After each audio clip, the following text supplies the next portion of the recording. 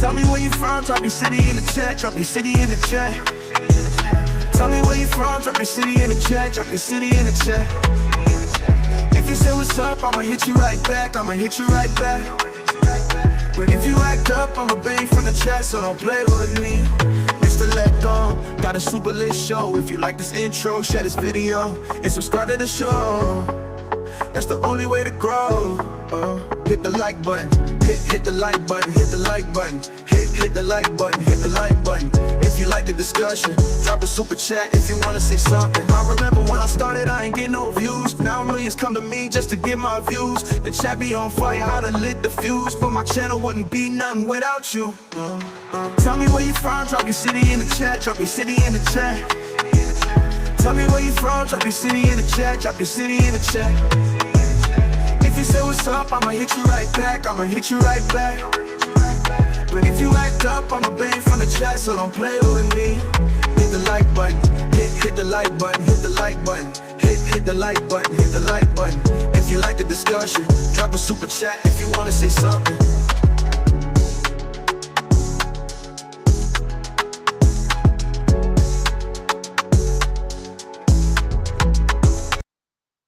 All right, y'all. We are about to have a great conversation about Dr. Umar Johnson and his estranged daughter. Umar Johnson has officially responded, and I don't like his response. And he has the right to respond in any type of way he would like to. But at the end of the day, I'm a parent of daughters of my own, and I got something I got to say. So everybody come on in and share this video. If you are a parent, share this video. If you are a parent, male or female, share this video with at least 5 people and drop the word share in the chat when you've done this. Drop shared in the video after you shared this video with 5 people. If you're a parent, share this video. So also hit the like button and drop your city in the chat. Let me know where you at. Who all is in here? Say hey, drop your city in the chat. Let me know where you at. Drop your city in the chat. Let me know where you at. So I got videos coming. They're coming to my computer now, but we're going to start off by saying this. Dr. Umar Johnson has been accused recently of being a deadbeat dad, right? And Dr. Umar came out and said, this is not true. So this young girl, for whatever reason, I don't know if it's out of nowhere or she's been doing this for a minute and it just kind of like went viral. But altogether, Dr. Umar Johnson's daughter is in her 20s and she's like, yo, I ain't seen this dude like ever or for years or whatever. And Dr. Umar is like, yo, this is not true. I've been paying child support. Child support? She says she hasn't seen you. So put a 1 in the chat if you're aware that seeing your kid is totally different than paying child support. And drop your city in the chat, y'all. Drop your city in the chat. Let me know where you at. Drop your city in the chat. Drop your city in the chat. Rochester, New York is in the building. Cleveland is in the building. Atlanta is in the building. Drop your city in the chat. But are y'all aware, or is it just me, that being a father is way bigger than just paying child support? Because that's literally what the man is saying. And I'm like, yo, you're still a deadbeat dad, sir, if that's the case, because I don't know. You know, I would love to have a conversation with him, but are y'all aware of that also? Because I am a person that did not have my dad in my life. And I look at my own dad as a deadbeat because I ain't seen the man. Like, we have a great relationship now, but that does not, it's too late almost. Like, I love the relationship I have with my dad. But I'm never going to turn around and say my dad was not a deadbeat father. And he did not pay child support. But even if he did pay child support, that does not mean he wasn't a deadbeat. even if he did pay child support, because a child needs more than some damn money. In all honesty, children don't need no damn money. I needed my mom to have money, but I wanted a father. I wanted a parent. You know what I'm saying? I'm good. I'm a good mom and teach my children to be what? Somebody on TikTok talking crazy. But anybody on TikTok, if you want to come up and be a part of this conversation, hit the button and I would love to have you up. Hit the button. I would love to have you up and we can have a whole discussion about this, because I want to have a discussion about, can a man be a good father when he's just paying child support? Say he pays a lot of money in child support, but he's never around. Does that still make him a deadbeat father? Y'all let me know what y'all think. Am I crazy? Because in my opinion, you still a deadbeat father. I don't give a damn if you paying $5,000, $10,000 a month. If you ain't seen your kid and your kid is now grown, calling you a deadbeat, can you be a deadbeat when you've been paying child support all the child's life? Let me know, yes or no, in the chat. What's up, Valerie? Let me know what you think in the chat. What's up, Tanya? Because that's the conversation that we need to have. Because at the end of the day, all right, so Risa says money can't buy love. That's all I'm saying. That's my whole point. That's my whole point. Nobody cares about all this mess. What are you doing in your child's life? It's so many different things that go on in a child's life that parenting needs to be done. I say all the time that one of the jobs of a father is to protect the daughter from the mother. I say that all the time. James says, hold on. James says, court documents, public records, it's 3 daughters all on child support. I don't know what that means. Are you saying that Umar Johnson has 3 daughters and he's paying child support to 3 daughters? Is that what you're saying, James? Because I just want to make sure I understand what you're saying. What's going on, Nicole? Because I don't want to, because I don't know enough information about the child support stuff, because I don't care about all this child support, man. You have met, hold on. So Tiffany says, you have met your financial obligations, not your moral and emotional obligations. I like that. I like that. I like that. Right. Because like I said, I'm a father and my kids are grown and he has 2 kids. Okay. I'm a father and my kids are grown and I still, to this day, parent my kids. I still be fussing at my kids.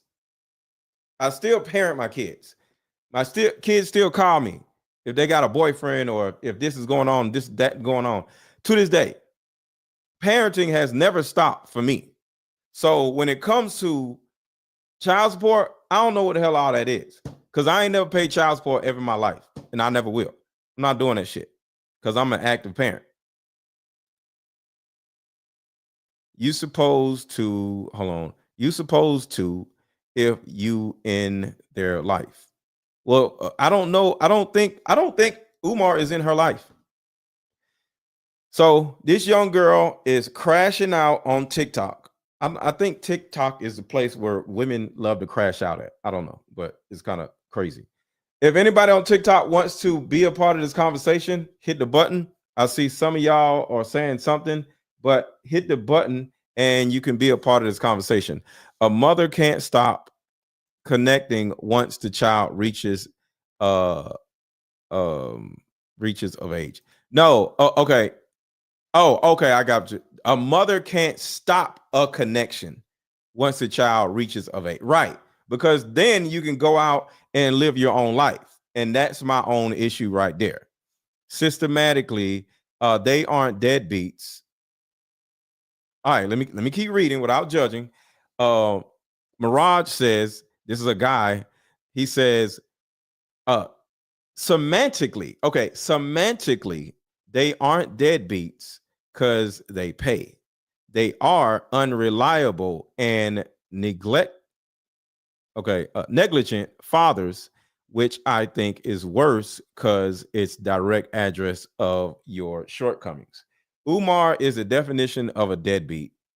How you not at your child's graduation? That's a fact. That's a fact. And the videos are coming, y'all. I got the videos. I got a whole bunch of videos, and it took them. I just got home, so it's taking like 5 minutes for them to come in. So I want to give y'all something to think about. And this is just me as a father. I can't speak for anybody else. I have fathered women's children that weren't even mine. I dated a woman, and some of y'all have heard me say this. I dated a woman, and I actually, they were like real young. They was like 9 and 6 or something like that, right? And let me see if I got the video. They were like 9 and 6, something like that. When they grew up and they graduated from high school, I was contacted by both of them in their respective ages. Remember, they're like 3-4 years apart. So 1 year, the son hit me up and said, "Do you want to come to my graduation?" I came to his graduation. He was not my son, mind you.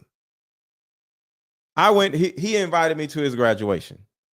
And then 4 years later, or 3 years later, when the daughter graduated, do you know she hit me up and invited me to her graduation? So I say this to Dr. Umar and anybody else listening. Not only did I go to my own kids' graduation, but I went to other niggas' kids' graduations because I was so much of a good father figure to another nigga's kids. And y'all might look at me like I'm crazy. Y'all might be like, "Oh my God, you was dating a woman with kids." I have no problem dating a woman with kids, so that's not a big thing with me. But I just wanted y'all to understand that I'm a different type of dude. Now, nobody has to be like me, but at the end of the day, I take fatherhood extremely seriously.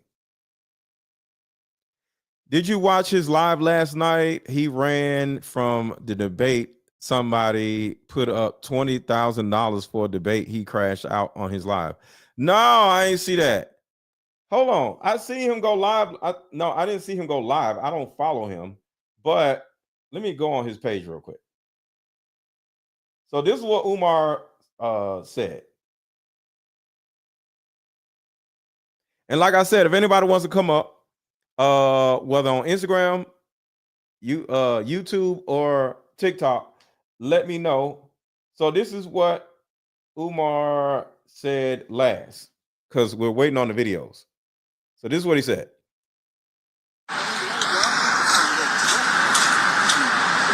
So he's outside. Somebody said something about his last live. Scandinavian Africans, I'm in the building. All positive. He ain't talking about nothing. Throw this and throw that and let them do it. I'm not worried about that. Let them do it. We're going to do what we got to do. You feel me? So everybody stay focused. Everybody stay blessed. And we're going to do what we need to do. We got to build, y'all. We got to build. So stay ignore focused. your daughter? Don't let the evil take us. The evil? Don't let the evil take us. You feel me? The evil? We in the building. What is the evil? No BS today. No it's BS today. Lovely day out here in Sweden. I didn't expect it to be nice. Light breeze, good walking weather, jogging weather. I'm here to paint Sweden black for the next couple. So he's sitting there talking about don't let the evil get to you. Hey, Keisha, you there? Yes, can you hear me? Yeah, hold on. Let me hook this up real quick. How are you? I'm good. That's what's up. Hold on, let me do this real quick. I'll let it fall. Did it on purpose because I don't want to push no buttons by mistake.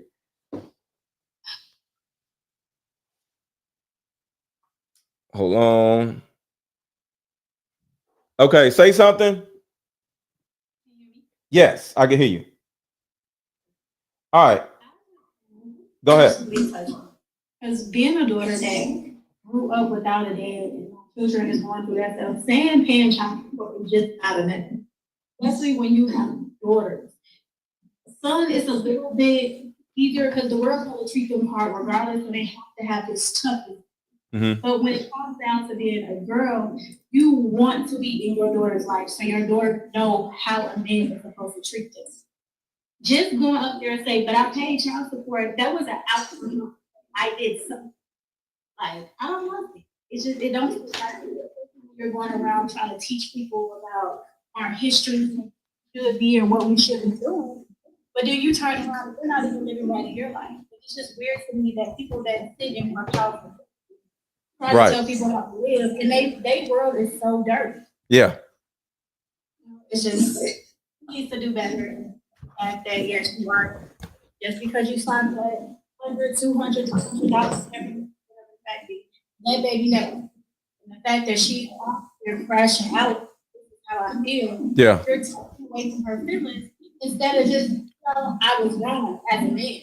Because the platform that we on is telling black men how they're supposed to treat their black women. When you have one that you don't even want, you created that. You did better with it. You should handle the situation now. That's just my opinion. And I totally agree, and that's the reason why I wanted to do this video. And let me know if y'all can hear her on YouTube. Let me know if y'all can hear her on YouTube. I just want to make sure. Is the audio working good? YouTube, TikTok, Instagram. Can y'all hear her? So here's my thing. And I'm glad you said that, because I wanted you know, daughters to come up and share y'all's opinion also, instead of just me talking, from a father point of view. So one, was your father in your life, or like what's your? I got raised with mother, so he was in and out. I knew who he was, walked down the street, I could see him, and stuff like that. Okay. He wasn't present. He wasn't present. Okay. So what if, and just asking, what if your father paid child support, and say he gave y'all a whole bunch of money and y'all lived great because he paid child support? Would that be something that you'd be like, well, okay, at least he did that? Or would you still look at him as a deadbeat? Because people can say, oh, he's not a deadbeat. Well, we got to talk to the daughters, because this is what the daughters feel. So what do you think? So with my dad, every time I went to go, or I can't say something. I was raised in Chicago, so every time I trip to go to Chicago, people are other stuff like that. Of course, come around and you put money in my pocket and stuff like that. But in my eyes, you still look deadly. You're not there. Your mother you're raising you didn't want to do it. Yeah. Because it was more important to raise the child. And even though I'm a grown woman with 4 children of my own, me and him still have a relationship. Now that he's older and his health is going on, now you want a child listen to you. I'm grown. I don't have to talk for myself. So when you're not present in those childhood moments, you don't get to just come in and decide when you want to play father, because that's what most men do. And most men wait until, I won't say most men, most deadbeats wait until they're older and they're sick and they don't have the ability to move the way that they used to in their younger years to decide, oh, now I want to be a dad and now I want to do this and do that. No, you don't get that choice. You now is whatever relationship that child wants to have with you is the relationship you have to accept. I totally agree. And I fixed the audio. Somebody said the audio was messed up. I found out all I had to do is mute myself when she talked. So we good. So the sound is way better. So we good. So altogether, I agree with you.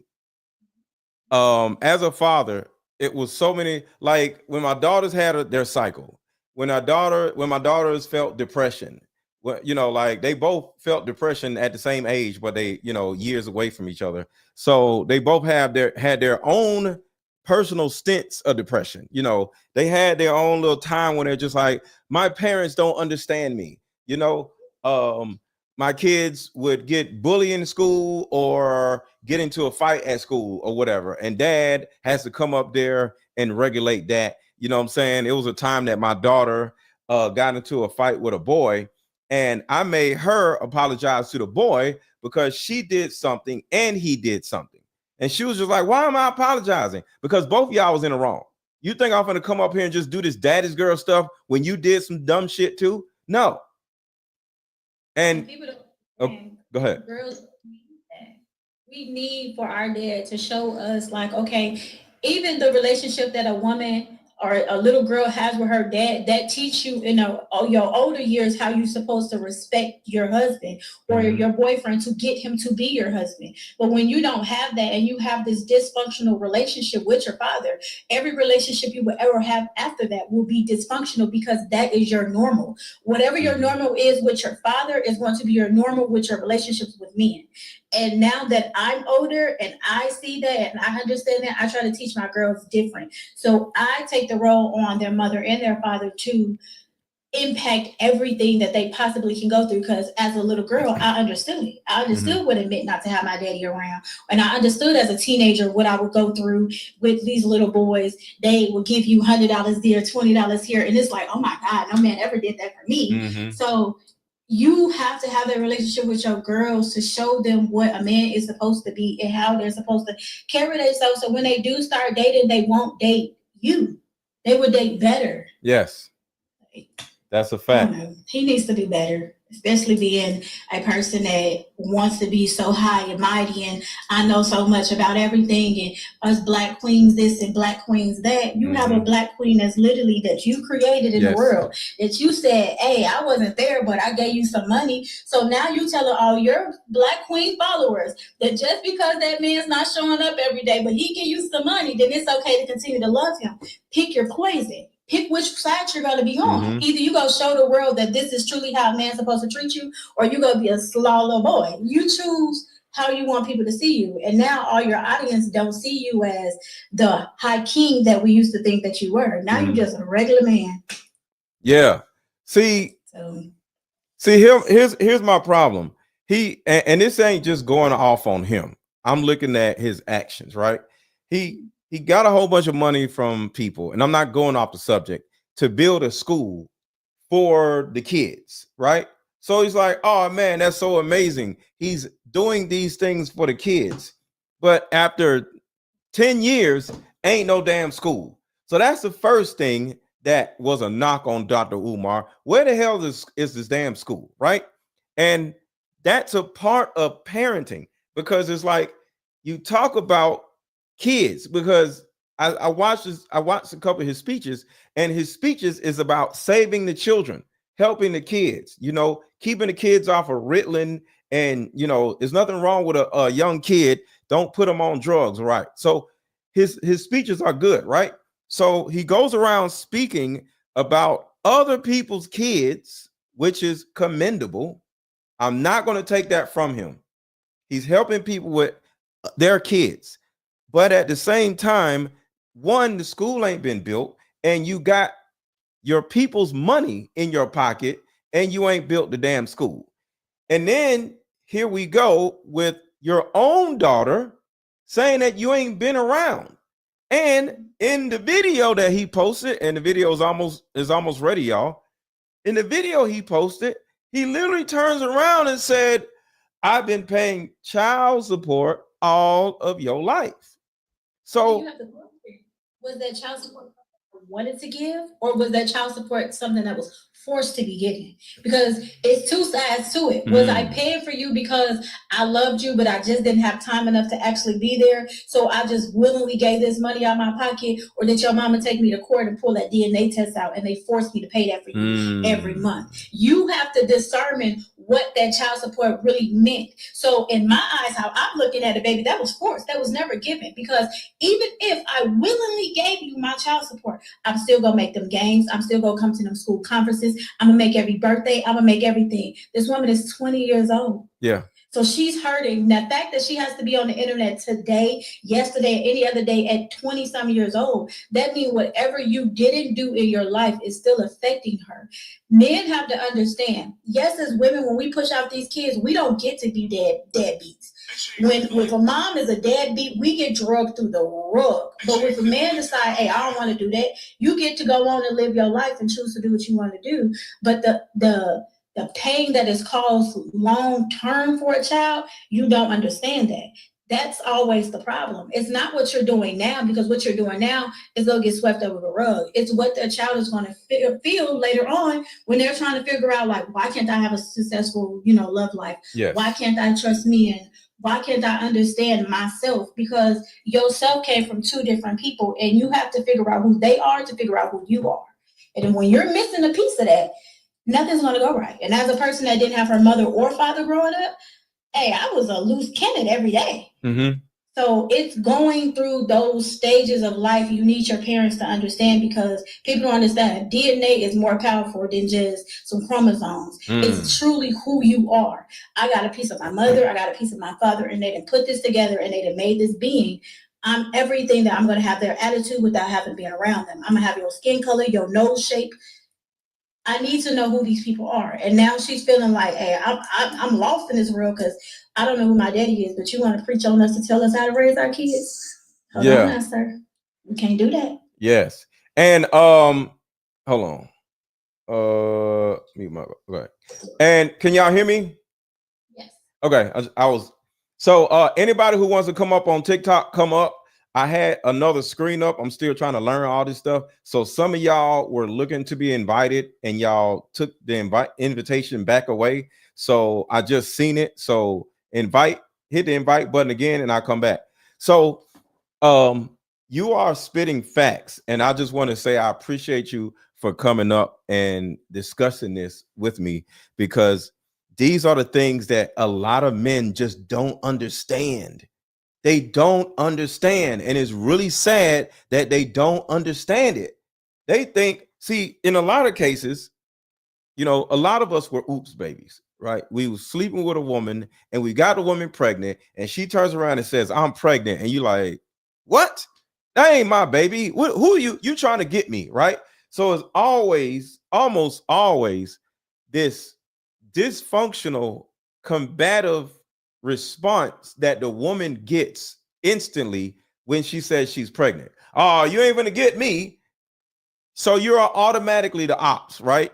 Next thing you know, the man turns around and realizes it's his kid, and then they got to reconvene and say, okay, how do I take care of this child or whatever? And now the woman is like, I remember what you said. I remember what you did. I remember how you thought I was some hoe that just was having babies. But now she's mad, right? And now y'all gotta start this co-parenting relationship off of him going off on her or making her feel like she's a hoe while she's pregnant. And during the whole pregnancy, y'all going at it. So that stress and that problematic nature gets injected into the baby because it's how the woman feels through her whole pregnancy.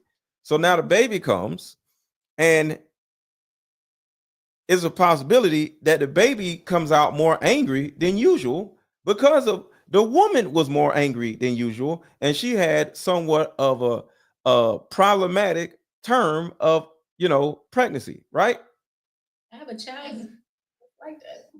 See, so now the child is mad, and child crying, acting for right, and then you like, yo, like, calm down, little baby, shit, and now the woman has to deal with this by herself, and then she turns around and puts the man on child support. Now she deals with more stress because the dude is like, oh, you put me on child support, so he's floundering around like, you ain't going to, you trying to get me, and the woman is like, yo, I'm over here with this mad ass, angry ass baby, and you ain't helping me.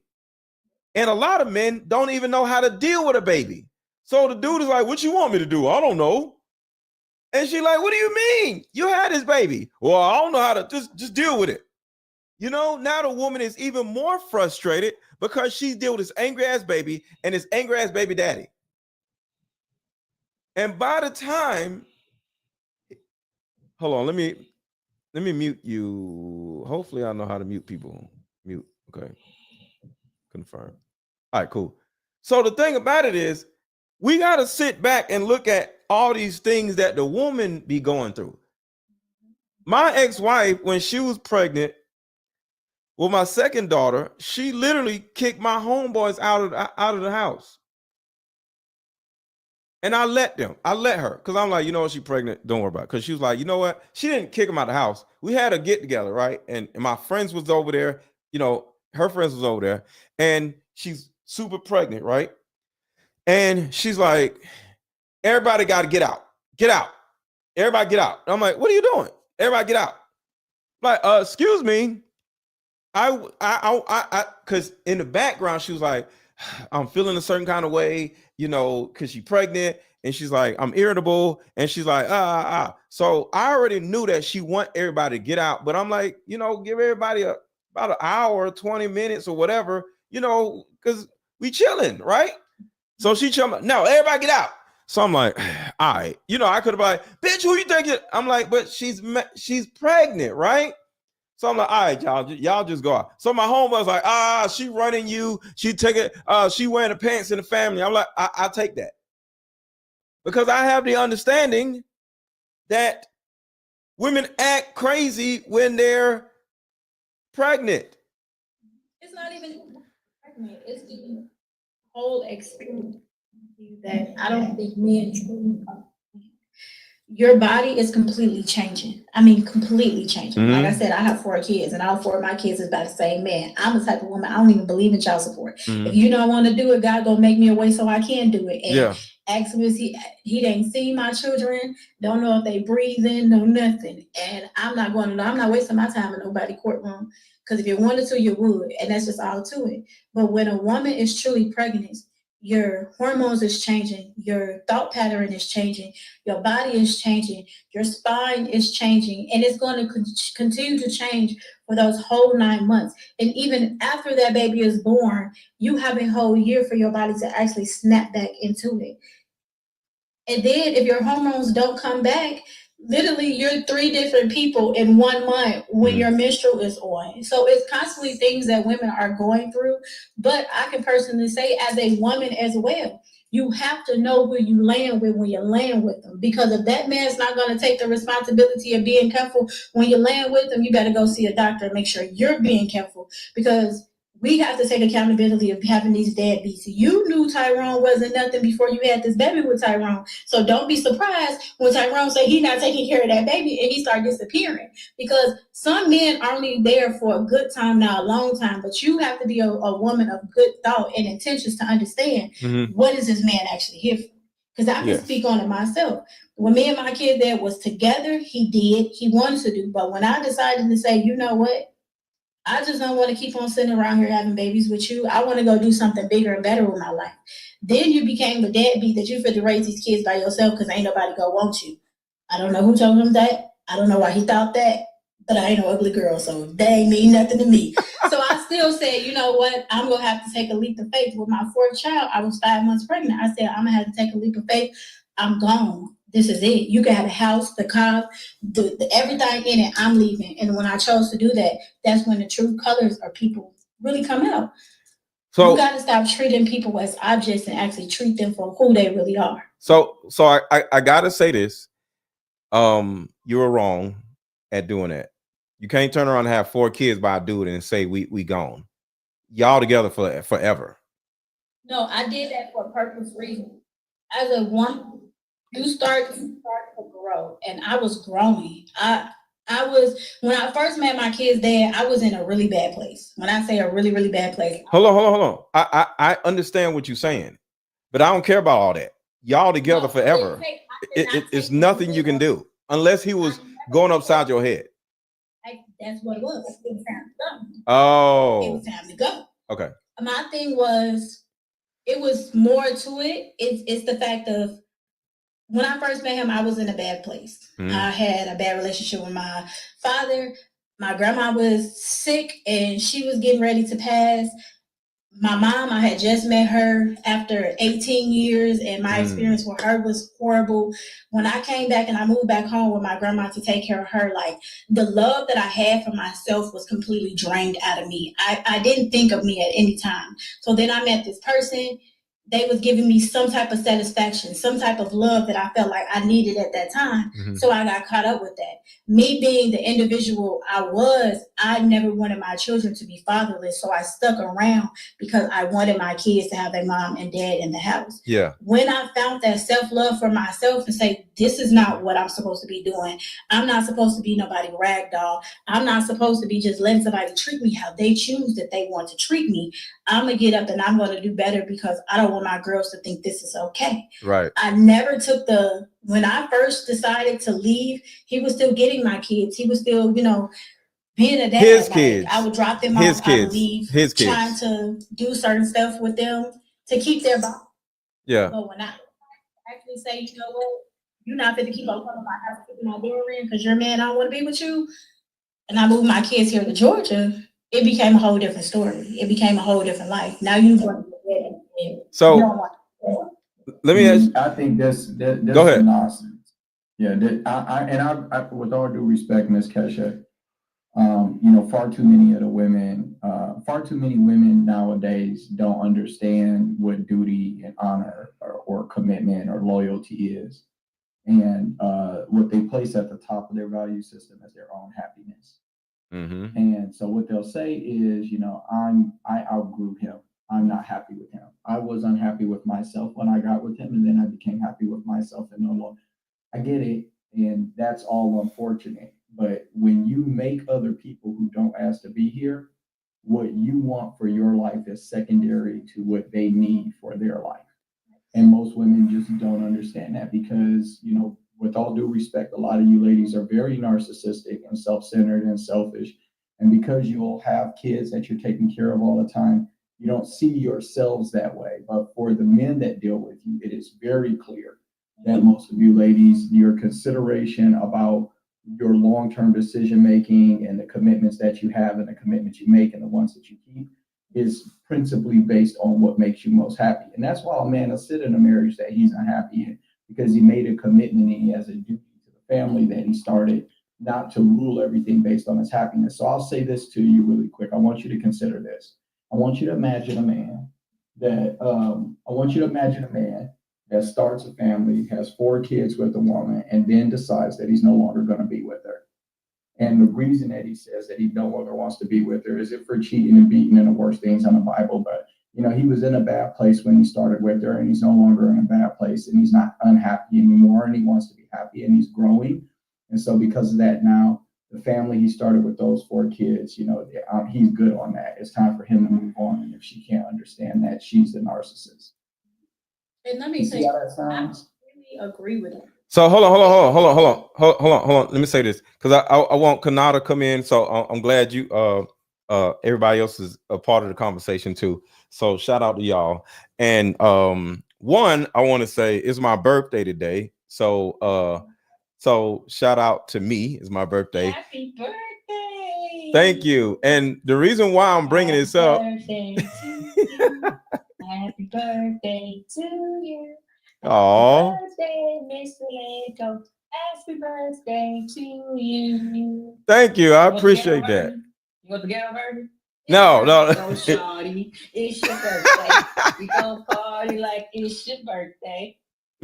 And the reason why I brought that up is because the name is Toya came in and said, I didn't know you had Twitter X. Then she said Pisces season. And I was like, damn, it's my birthday. I actually forgot it was my birthday today. So I was like, oh shit, I need to tell everybody it's my birthday. So one, shout out to Twitter X because I didn't know Twitter can actually comment on YouTube. So everybody on Twitter watching or on X, say what's up in the comments. I had no idea you can comment from Twitter. So shout out to Toya. So the second thing I want to say is, and it's my birthday. So if y'all want to cash at me, $AARON 1000, $AARON 1000. If y'all want to cash at me for my birthday. But hey, happy birthday, brother. Thank you. I just got Mine too. Is my brother's birthday Happy too. birthday. Oh Happy wow. birthday. Thank you. I appreciate Yeah. that. So the My thing brother's about birthday today. so the thing Hey, about it is Jesus. so Hey, the Miss Kanai. so the What'd you say, Mr. Lego? so the thing about it is I need y'all to understand, and we talk about Dr. Umar, of course, but I want to say this to you, Keisha. Like Black Jesus said, you are wrong, and I don't want to demonize you or anything, but you do not leave him because you had 4 kids. You can't turn around and say after 4 years, what's up, Monique? You can't say after four kids, oh, I don't want to be with you no more. There is no I don't want to be with you. You cannot not be with him because at the end of the day, and then you turn around and move to another state on this man. That was because, okay, so now I gotta put you I'm a later math out. So when we had our first child, she became very ill with asthma to where it was. Thank you, brown sugar. There was certain things my baby just couldn't be around. I was a smoker. I had to have me a cigarette. When that doctor looked at me and said, "Hey, Miss Brown, you gotta stop smoking these cigarettes," I did. I did what needed to be done for my child. Her asthma just kept getting worse because even though he didn't want to give up smoking, I told him, okay, if you don't want to give up smoking, this is what we're gonna do. You have to go outside and smoke, and then when you come in, you're gonna have to bath and then throw those clothes in the laundry. I did what needed to be done as a mother to keep my children healthy. All my children wound up having asthma because for whatever reason, that's what decided life was gonna be. I could be truthfully honest. I probably would still be in that situation, taking those ass whoopings, getting put down, if it didn't come to a court and a judge saying, you need to leave, or we're taking these kids. My children were literally taken for DCFS for 2 months until I decided, hey, I got a place, I got this, I got that.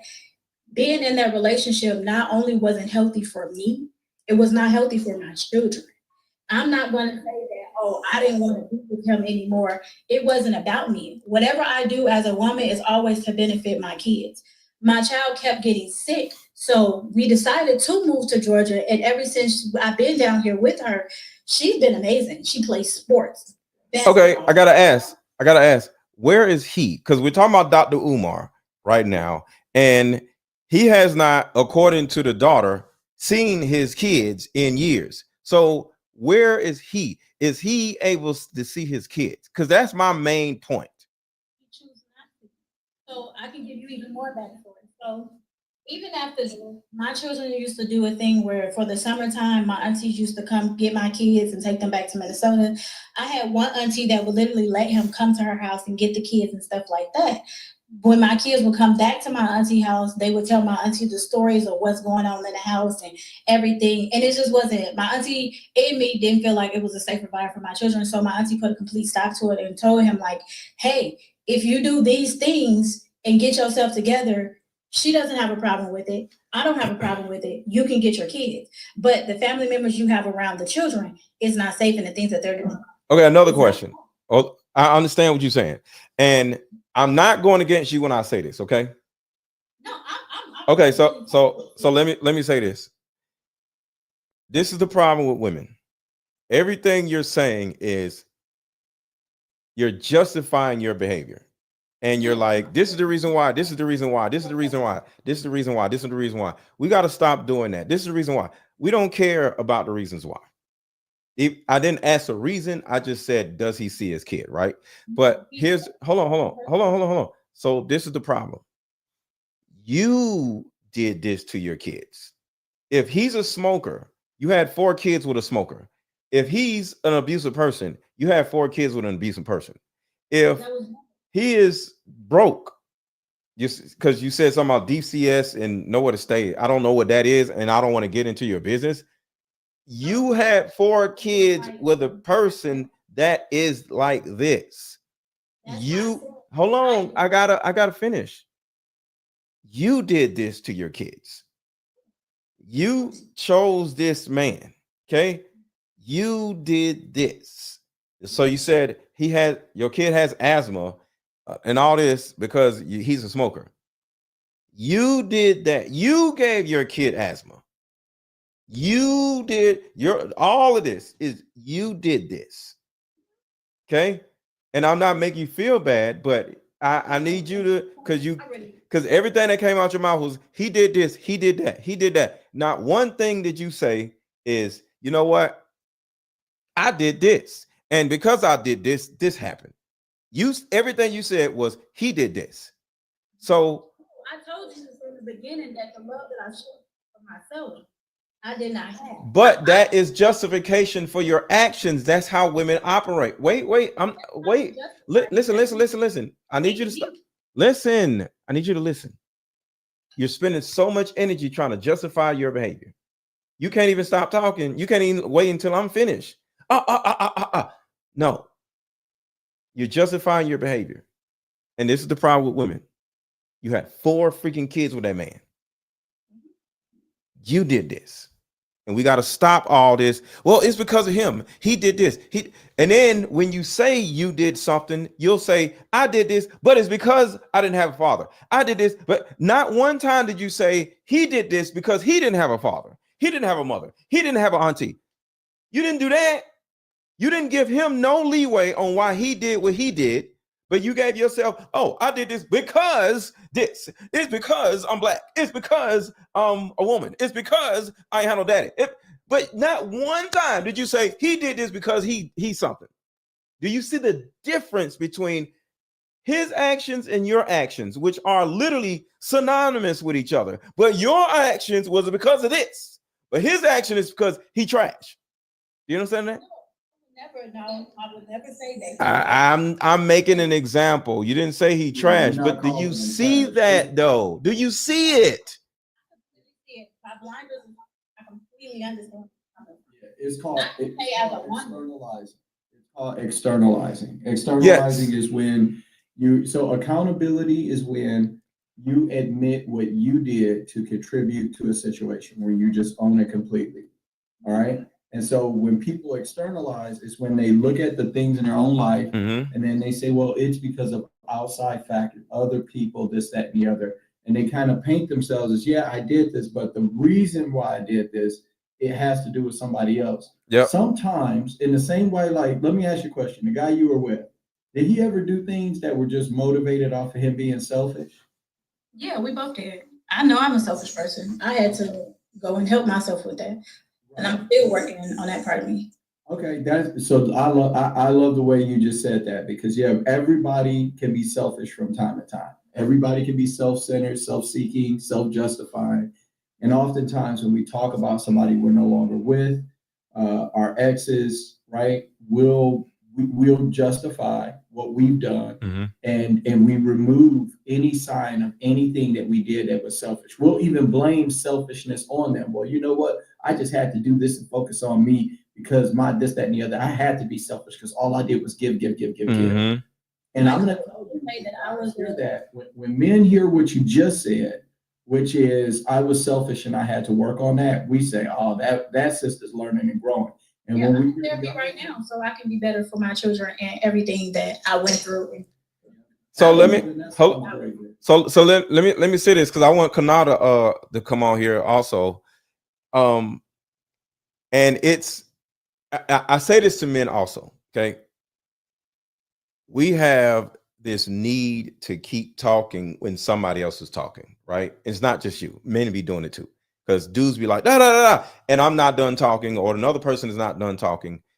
We have to learn to take turns talking.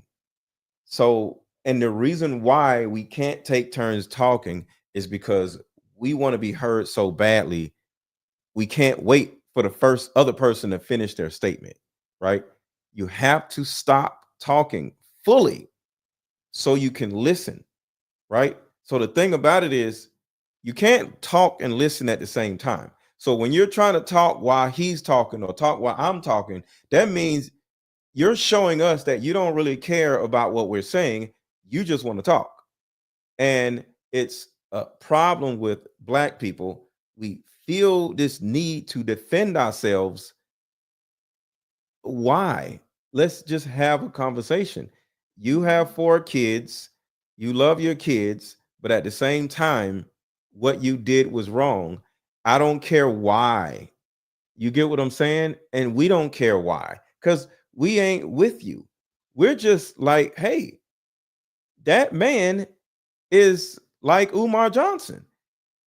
But your kids are young, right? Your kids have time. Umar Johnson kid is grown. So I don't care who did what. How do you prevent your child from being like Umar's kids, or all four of your kids being like Dr. Umar's kid? Sitting around on social media like, yo, my dad did this, my dad did that.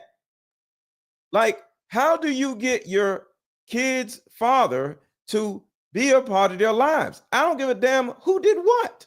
So answer that if you could, and then we'll go to Kana. And make it quick because I want to go to Kana. And hold on. Before you say that, shout out to Brown Sugar. Thank you so much for the $2 super chat saying happy birthday. I appreciate you. And shout out to Nicole for the $50 cash app. I got me some birthday money. Thank you so much. Shout out to Nicole for the $50 cash app. But go ahead. So I can, I've tried to. No. How can you get him in a position where he can be in your kid's life? I'm not about, he did this. How? It's not what he did. Okay. I can say I tried. Even my oldest, she turned 13 in December for her birthday. She said, Mom, I want to reach out to my dad to see if I can build that relationship. So I like to do things as I step out, because I know me and him butt heads a lot. So I like to step out and let my children build that relationship if chose. So I gave her all the information to talk to him and all the other stuff. They started a little relationship. He did what he normally do, just disappears and then stops talking. She said, that's not something that I want to do. I wish and I hope one day when all is all and we all heal from whatever we felt like I did wrong or that person did wrong, that me and my children and their dad can honestly have a good relationship, because that's never something that I wanted not to happen. I understand as a woman, my mouth. Question: how? See, this is verbiage. There we go. That's what we need to do. There we go. So hold on. Okay, and I'm trying to teach communication skills also. Okay. Just say, I don't know. Because the problem is we spend so much time trying to justify why something isn't a way. And we use so many words instead of saying, I don't know. I've tried this. I don't know. And then that puts us in a position, the people on the panel, to give you tips on how you can do it. Does that make sense? Yeah, because I do. Right. Just say, I don't know, because that's what I'm saying. Women want to have all the answers when they know they don't have no answers, and they don't never say, I don't know, so they can find out how to do it. So I can truly say, even the tip. Wait. Didn't I say I want to go to Canal? Communication. Go ahead, Canal. And we can keep the conversation, but I want to add Kanal to the conversation. Kanal, you there? Yes, I'm here. Hey, so what are your thoughts on this with her and, of course, Dr. Umar? We're just talking about parenting overall. Yeah. Dr. Umar, I did hear just a little bit of it. I didn't really get any context on him. You might want to give me context on that. But okay.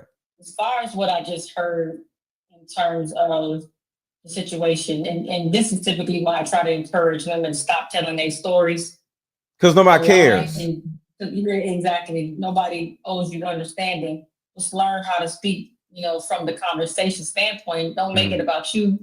Let it be about the person we're talking about. This is about Dr. Umar. But in any case, what we're seeing here and what we're witnessing here, and I don't know the young lady, but hello to you. I just want to say that what happens with us Black women, or just women in general, we really don't know what accountability is. And that's why Mr. Lego thinks they're children. That's why he's not convinced that a lot of women are not adult women. That he really will tell you that women are children. And that's that. He's not listening to me when I say, no, Mr. Lego, there's other women. He's like, no, women are children. And I see why. Because when we deal with conversations and when we, express ourselves, it's kind of like, it's childlike. Yeah. is childlike. Mhm. And, you know, what we need to do is just sit back, you know, explain what's going on. But then, like he said, listen, because you might find answers. This is why women keep saying men are complaining with no solutions. And I'm starting to think it's not that men are not giving solutions. We're not listening because we're too focused on what we want to say, how we see it, how we believe it's supposed to be. And I can tell you this, and I don't know the complete situation between this young woman and her baby's fathers, but I can tell you what I do know about women in general when they deal with men who they got a relationship with and have babies with. Their emotions still run high. They don't know how to control it.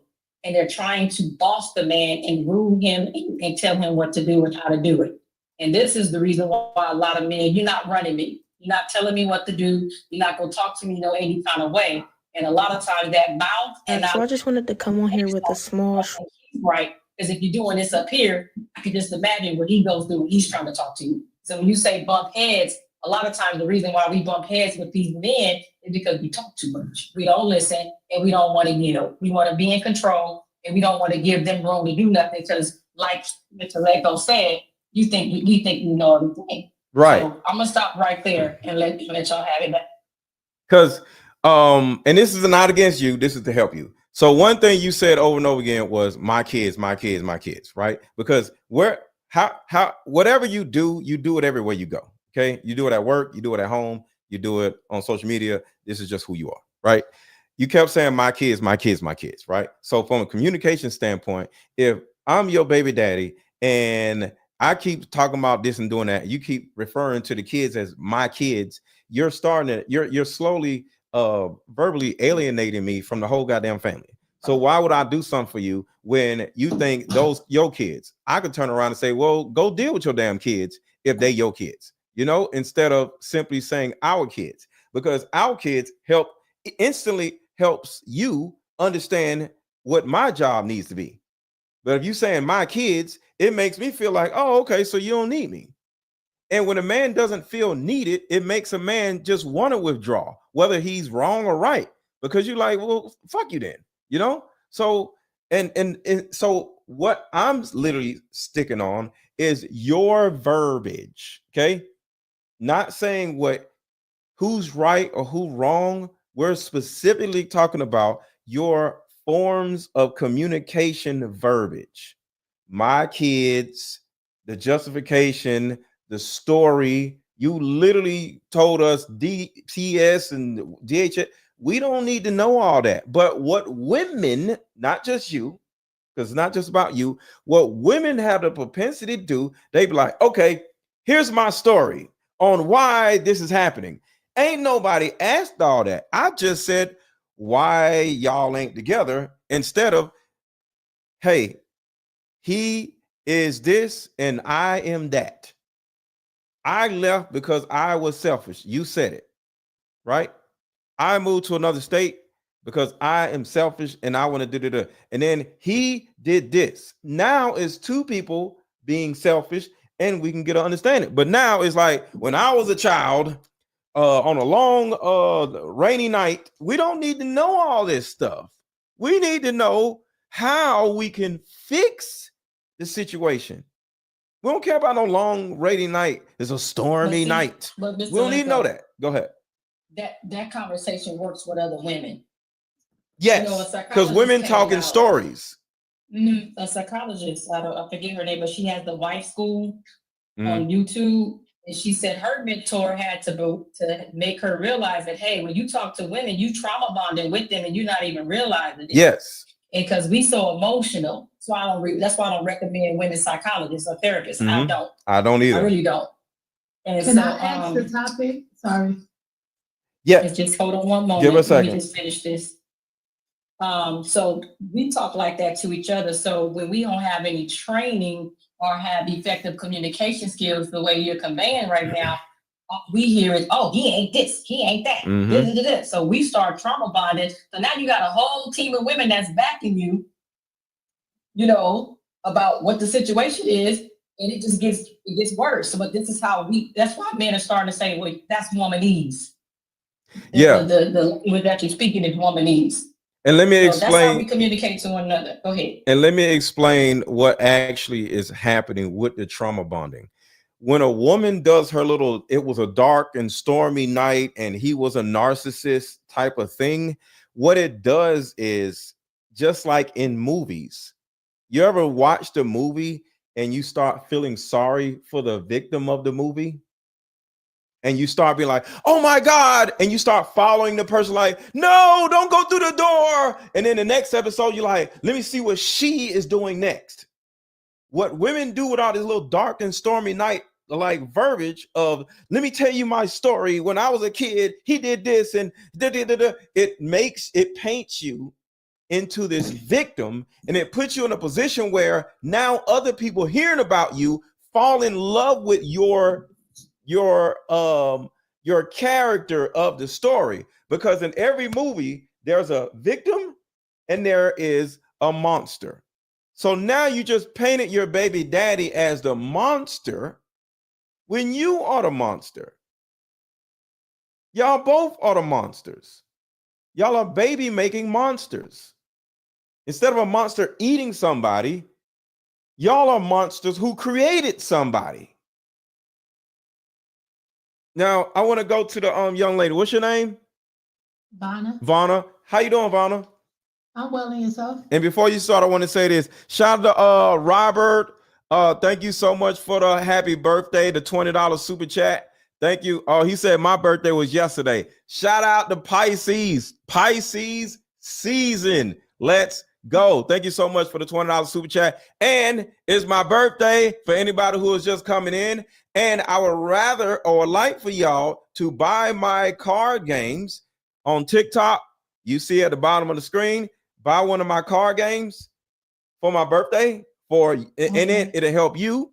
Or whether you're watching on YouTube, buy one of my card games for my birthday. If y'all asses don't want to buy it for yourself, buy it for me.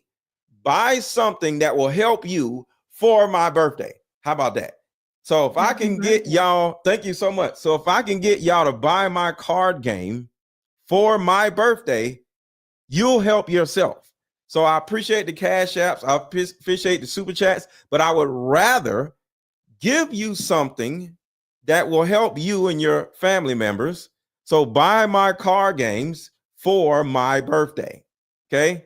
So hit the link to buy whichever card game y'all want and do that for my birthday. Because now I'm able to help you for my birthday. Because that's what I believe in doing. I'm a coach. I've been coaching women for the last 7 years, and I want to be in a position where I can add value to your life. So I appreciate the money, but I would want you to buy something that would help you in your life. That will mean more to me than some money. Thank y'all for the money, and y'all can still cash at me, which is $AARON 1000.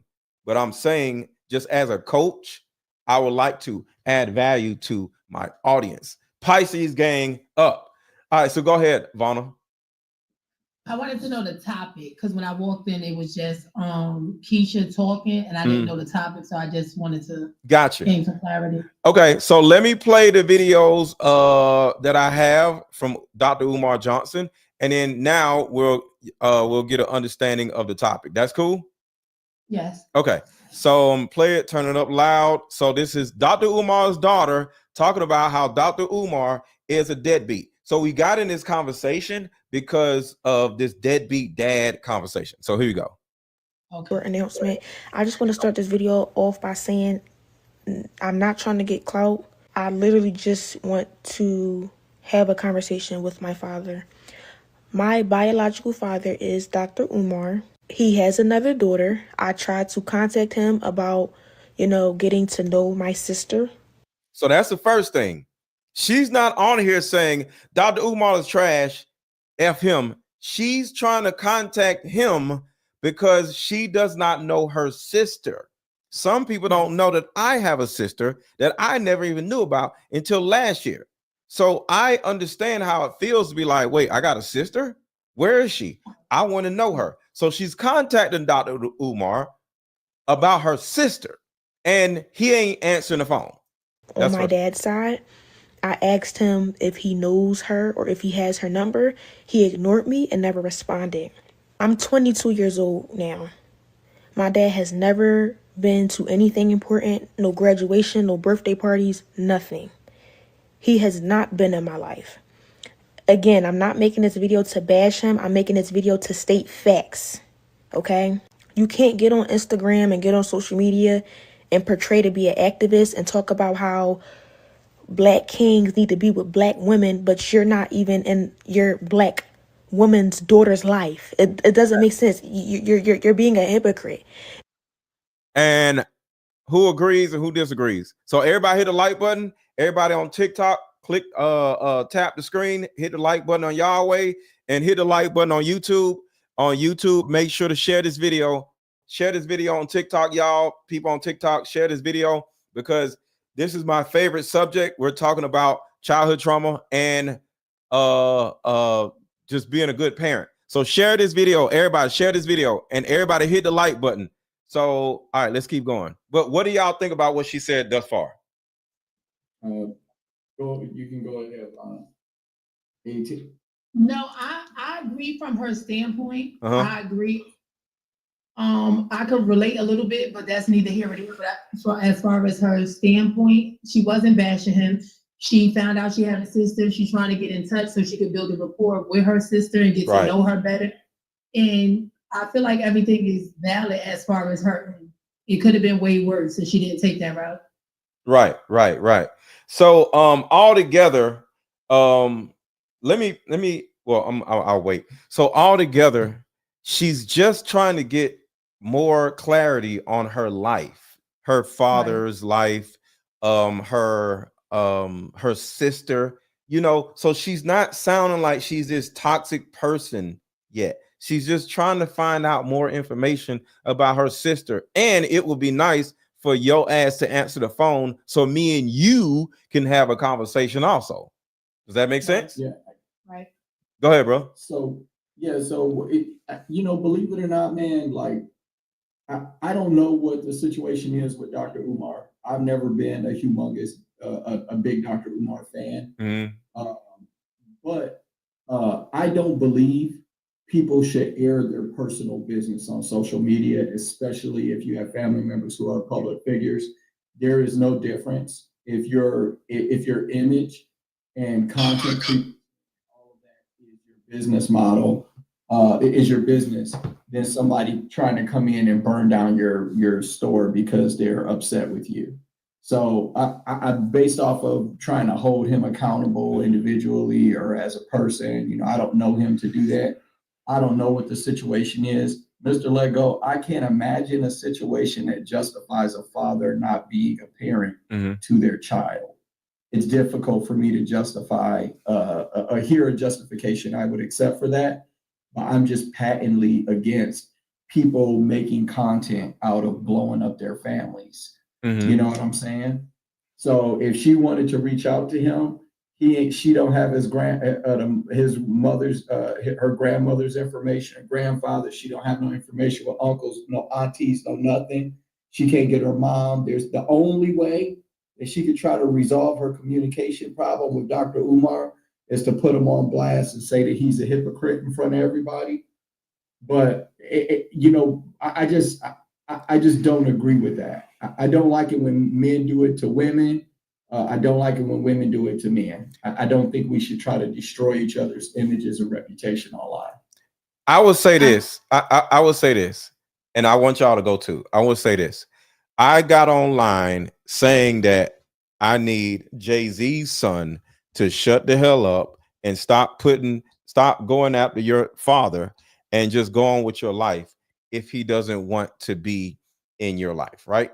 He's like 35 and he has his own family or whatever. So I agree with you because I said the same thing about Jay-Z's son. Like, shut up, get off of social media. If he don't want to be a part of your life, like, go on about your business. That's just life. Because sadly, fathers, mothers, they have the right to be trash. And if they want to be trash, let them be trash. Get off social media whining about your mama or your daddy, your sister, your brother. Shut up. So I said that about Jay-Z's son, and I'm saying the same thing about this little girl. So shut your ass up. If he don't want to be your daddy, you need to go deal with it. Because guess what? Most of us ain't had no damn daddy. So deal with it like the rest of us dealt with it. My father, as an example, has came back in my life, you know, and I'm a grown-ass man and shit. So it's wrong, but I accepted him back in my life, and me and him have a good relationship. And I don't shit on him, but I never got on social media and said, hey, you son of a bitch. You know, I did that one time a long time ago when like when I first got on Instagram, but I never did it again because it don't make no sense. So I said it one time and I went on by my business. You know what I'm saying? And that was like years ago. And I didn't really talk about my father at that time. I made it as an example of how it's important that your kid will come out and blast you at some point, because we're in the social media age. So if you think you can get away from being a deadbeat, you are wrong. Your kid is going to come out and call your ass out. So I did it one time and I never did it again. So if this is her first time doing this, that's cool. But Jay-Z's son has been doing this shit for years. I don't know about this girl here, but I need you to say your piece one time, and that's what you need to do. But out of that, shut up, because your parent wants to do what they want to do at the end of the day. And nobody cares. That's the thing. Nobody cares when it comes to social media, just giving them free information. Mm-hmm. Nobody's going to really help you. Nobody's going to reach out. They're not going to help you on your journey trying to find a person or get in touch. So it's just giving. Nobody's going to give you your daddy back. Right. Yeah, it's just reputation savaging one another. Yes. And so that's what I have a problem with, is that it's a form of attack and retaliation, and everybody participates in it because it's salacious and interesting. And then not only that, you'll have people where Dr. Umar will sit up and talk about family and Black kids and stuff like that. And now they've got a response. He's advocating for mental health or better education for the kids, for somebody to say, well, you know, what about your daughter? You know, you shut up because your daughter said this stuff about you. And I'm going to tell you something. There are kids, when I grew up, and I think you're around the same age as me, right? I'm in my 40s. I'm 44. I don't know. I'm 29. I just turned 29 today. I'm 29. Okay, all right. 29, brother. Yeah. But you know, like when I was growing up, kids would get mad at their parents and run away. Kids would get mad at their parents. You'd be in your room like, I hate her. I can't believe I hate her. I hate her guts. I hope she died. You talk about your own mama because she did something you don't like and put you on punishment. You can't understand it.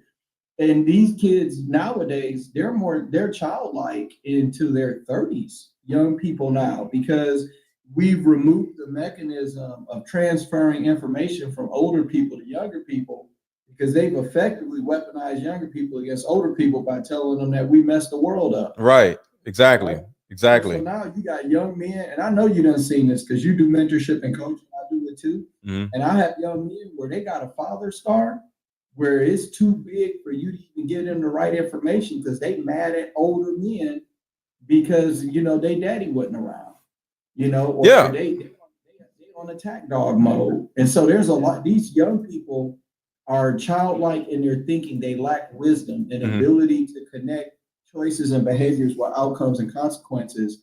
They are foolish. Right. And so, you know, she's 22 years old. I'm not trying to remove responsibility from Dr. Umar in any capacity for fatherhood. Like I said, I'd love to hear a justification where a man can produce a baby and then tell me why it's okay that he don't take care of it. Right. Right. I would love to hear that justification. Then after that, you can tell me the winning lottery numbers and the equation for nuclear fission, because you must know a whole lot if you can do that. Right. And so to take that and to then turn around and act as if this is because you need to be you trying to get likes and views. You want this to be as popular as it can. And pity. And pity. Yeah. So here's the thing. Let's keep going on with the video. And because Dr. Umar said some bullshit, and I want to talk about that too. So let's keep going. And it's frustrating because I reached out to you. I I shouldn't have had to do that. I'm your daughter. But I'm smart enough and logical enough to know that you would never reach out to me because you don't have my phone number. And I'm pretty sure you wouldn't try to reach out to me because for what? I don't want anything out of you. I want nothing but a conversation. See, she just wants a conversation. Get the relationship. I really don't care too much about that at this point. I just wanted a conversation out of you and you shut me down. You ignored me. You should never be too busy for your daughter ever in life. So I just wanted to make this video to just try to, I guess, somehow find my sister on my dad's side. So if you see this, please reach out to me. Please DM me because I want to know who you are. Why do I have siblings out there that I don't know about? So that's what I'm saying. She has a point and she deserves to know her freaking siblings. So this, like I said, if she keeps doing this for clout, she's a problem. But if this is her only time coming out and say, hey, I just want to know who the hell my sisters are, and this is my only way of getting your attention, I can understand that, and that's cool. Just don't keep doing it like Jay-Z's son. And I'm not shitting on Jay-Z's son, but I'm holding myself accountable because I said the same thing about Jay-Z's son. But go ahead. No, I agree with you 100%. Like if you accomplish what you need to accomplish, then you go back into, your life instead of talking about I'm Dr. Umar's daughter. Yeah. Then whatever. I got you. You know what I'm saying? Because she don't deserve to have to go through that as a daughter. Children don't ask to be here. Right. And if you make a child or you do an action and it results in the creation of a child, then you have a duty that is past what you want to do, or whether it's easy, it don't matter. None of that matters. And that's the problem. A lot of young men don't understand, but you got a lot of women that sleep with these men. And so, there's an information gap of what the man owes. There's an information gap of what the woman is supposed to accept. Yeah. And because of that, the problem is endless. Yeah. All right. So let's keep going. It's unfair, and deadbeat fathers is very common nowadays, especially in the black community, right? We all know Dr. Umar reps the black community or whatever, but you can't rep that if you're not even in your daughter's life. You moving backwards. You're moving backwards. It's not making sense. To the public, you look like this person, but in private, you a whole nother person. And I'm not bashing you. I just don't understand why you're ignoring me. I'm 22 years old and you have yet to be in my life. No graduations, no parties. When I get married, are you going to be at the wedding? Are you going to walk me down the aisle? Yo, I have a stepdad who has been in my life since a little girl. He has been in my life. And I thank God for him because my biological father couldn't even do that, y'all. My biological father is not even on my birth certificate because when my mom had me, he left. And I do have a DNA test. So, yes, I can prove that that's my father. I would never get on here and lie to y'all. That's kind of sick and delusional and crazy. But I'm just making this video because I want to find my sister. And when I reached out to him about giving me her number or if he even had it, I was ignored. So now I guess I have to take matters into my own hands. So if you see this video, sister, please reach out to me because if he's not going to allow us to be in contact, I'll do it myself. I just want to end this video off by saying that daughters who have deadbeat fathers should not have to go through this. This is very present in the black community. And as an activist, I would not think that you would be a deadbeat because you rep the black community so much. It doesn't make any sense. You cannot be a hypocrite. You can't say do A, but you're doing B. It doesn't make any sense. So y'all already heard my mission for this video. Y'all already heard why I'm making this video. So if she can reach out to me, I would love that. I would love to have a conversation with you because you are my sister on my father's side that I have never met. I don't even know your name. I don't even know how old you are. I have a sister on my mom's side and I'm the oldest, I'm pretty sure that my sister that's on my dad's side, I'm probably older than her. I'm supposed to be guiding her. I'm supposed to be teaching her things because you as the father, you're not doing that. So let me do that as an older sister. But that's the end of this video. As I stated in the beginning of this video, I'm not trying to bash this man. I'm stating facts. Facts. All right, so this is what Umar said. This is Umar's response. I tried to contact him about, getting to know my sister. So either he made a video like this. So this is a collage of him and her. So she's saying the same thing we just heard, but this is a different video of a collage between him and her. I asked with like sound effects and shit. Him if he knows her or if he has her number. He ignored me and never responded. I'm 22 years old now. My dad has never been to anything important, no graduation, no birthday parties, nothing. He has not been in my life. Forget the relationship. I really don't care too much about that at this point. I just wanted a conversation out of you and you shut me down. You ignored me. And I'm not bashing. I will have my white man paperwork. When can we do the sit down? So here we go. So anybody telling you they've been trying to reach me? Oh, hold on. I got to back it up a little bit. Fast forward a little too far. I tried to contact him about, getting to know my sister. I asked him if he knows her or if he has her number. He ignored me and never responded. I'm 22 years old now. My dad has never been to anything important, no graduation, no birthday parties, nothing. He has not been in my life. Forget the relationship. I really don't. Y'all give it a second. She talking. I'm trying to get to his part, but when I try to fast forward, it goes way too far. So I'm trying to give it a second. So give it a second. I know y'all just heard this, but just see. In my life. Y'all know me too well. Y'all know my love for children is too strong. For any nigga, that has nothing to do with nothing. Did you or did you not be in this goddamn girl's life? I don't want to hear that bullshit. Talking about you've been. Shut up, nigga. Anybody to be coming out the woodworks telling you they've been trying to reach me when my number has been public for 20 years. Listen, brothers and sisters, I want y'all to listen. My phone number has been the same for 20 years. So anybody telling you they've been trying to reach me and my phone number hasn't changed in 20 years. Okay, didn't she say, I've been calling your phone, you have not been answering?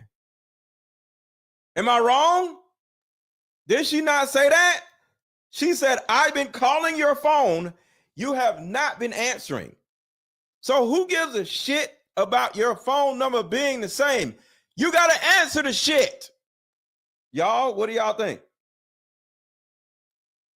Yeah, 100%. I got the same number, but definitely answer. I got the same number is a response to Dad, you didn't call me, is not a response. Thank you. The response is, why haven't you called her? Right. So I don't, that's nonsense. And then not only that, man, let me tell you something. I don't know, man. I think I'm just a different dude, man. I would have made the telephone call, drove to her, met with her, sat down, talked to her. What I would not have done is done a public response. I would not have tried to embarrass or come back at or justify some personal issue in my personal life online so that other people can take my side against my daughter. So, that all sounds like absolute foolishness to me, man. I just can't imagine being in a state of maturity or mindset where the response I have to my child trying to reach out to me is to try to save face instead of just driving to her and sitting down and saying, baby, what's going on? Or what's going on, young lady? Yeah, I don't have a relationship with you. Your mother effectively alienated me, or I was messed up at the time and then didn't have the courage to come back to you. Whatever the thing was, if you are in a state of maturity and accountability, then you just gonna sit down and tell somebody the truth, because when you write, then the person you're talking about is a person in the past. And you have the freedom, when you're free from that person, you got the freedom to talk about them. So he would have drove there. If it was me, right? Whatever the reason was, I drove there and said, let's sit down and have a conversation. Da da da da da. Why you making videos online, baby? What's happening in your life? But what I wouldn't have done is done a video response like a TikTok, argument. And now I'm gonna make you look stupid because I'm Dr. Ooh. That's ridiculous. I can't understand it. I can't even understand him making a video response. That makes no sense. Anybody else? Anybody else before I play some more of this video? Because he said some more goofy shit. He cares more about his image. I think that's the reason why he did what he did, Black Jesus, is because he cares more about his image. He cares more about his status or whatever, what he looks like before people, because he's been all around on everybody's show, Nick Cannon and everybody, and he cares more about that. That's all I want to say. And that makes him a bitch. Because thank you for calling. My name is Bernie. May I have your first and last name, please? Hold on, let me mute her. She on the phone with somebody. So this is what makes Dr. Umar a bitch. Because at the end of the day, you acting like a bitch. Because if your child is acting a fool, you don't come out here and start acting a fool with your child. So now you look worse than the goddamn child. You're the goddamn father, sir. I'll be damned my kids start talking shit about me and I go do a reaction video to my own child. What kind of man are you? So I'm saying this officially to Dr. Umar. You are a bitch. And I don't care if she lying. I don't care about none of that shit. You know why? Because you made a response video acting like her. Therefore, you are a bitch. And I have lost all respect for you.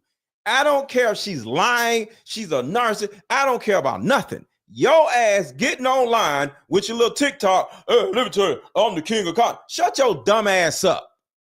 This is your fucking child. And I don't care. And the girl said, oh, yes. And the DNA test has been done. So you are my father. So even if she's crazy, she's nuts, she could be doing this live from a goddamn a nutbag house. You still are a bitch by responding to her. Let's keep going. You bitch.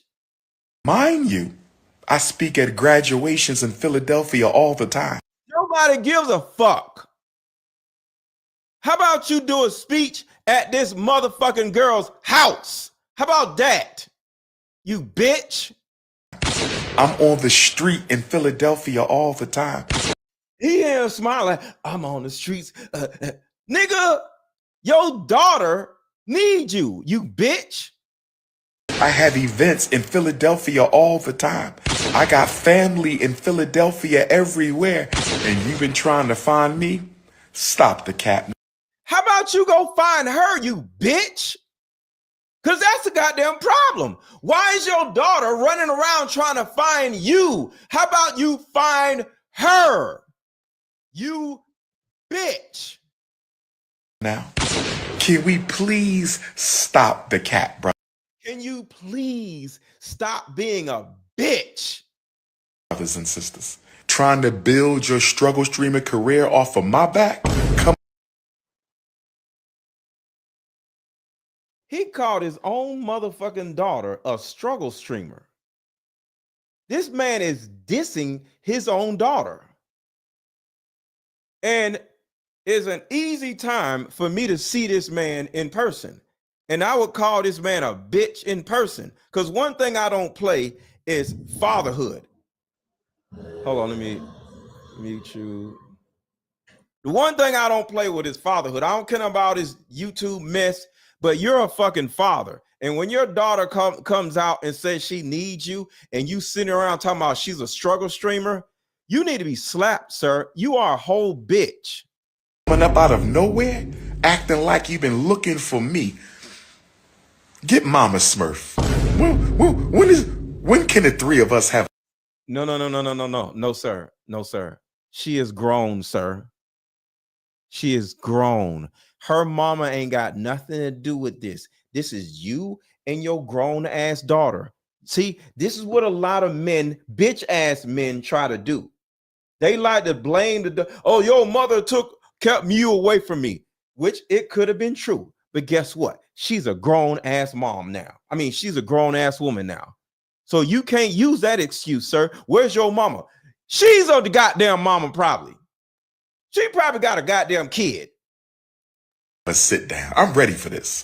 I'm ready for when can my Call her so you can have a sit down, nigga. Fuck is you talking about? You want to have a sit down with her and her mama?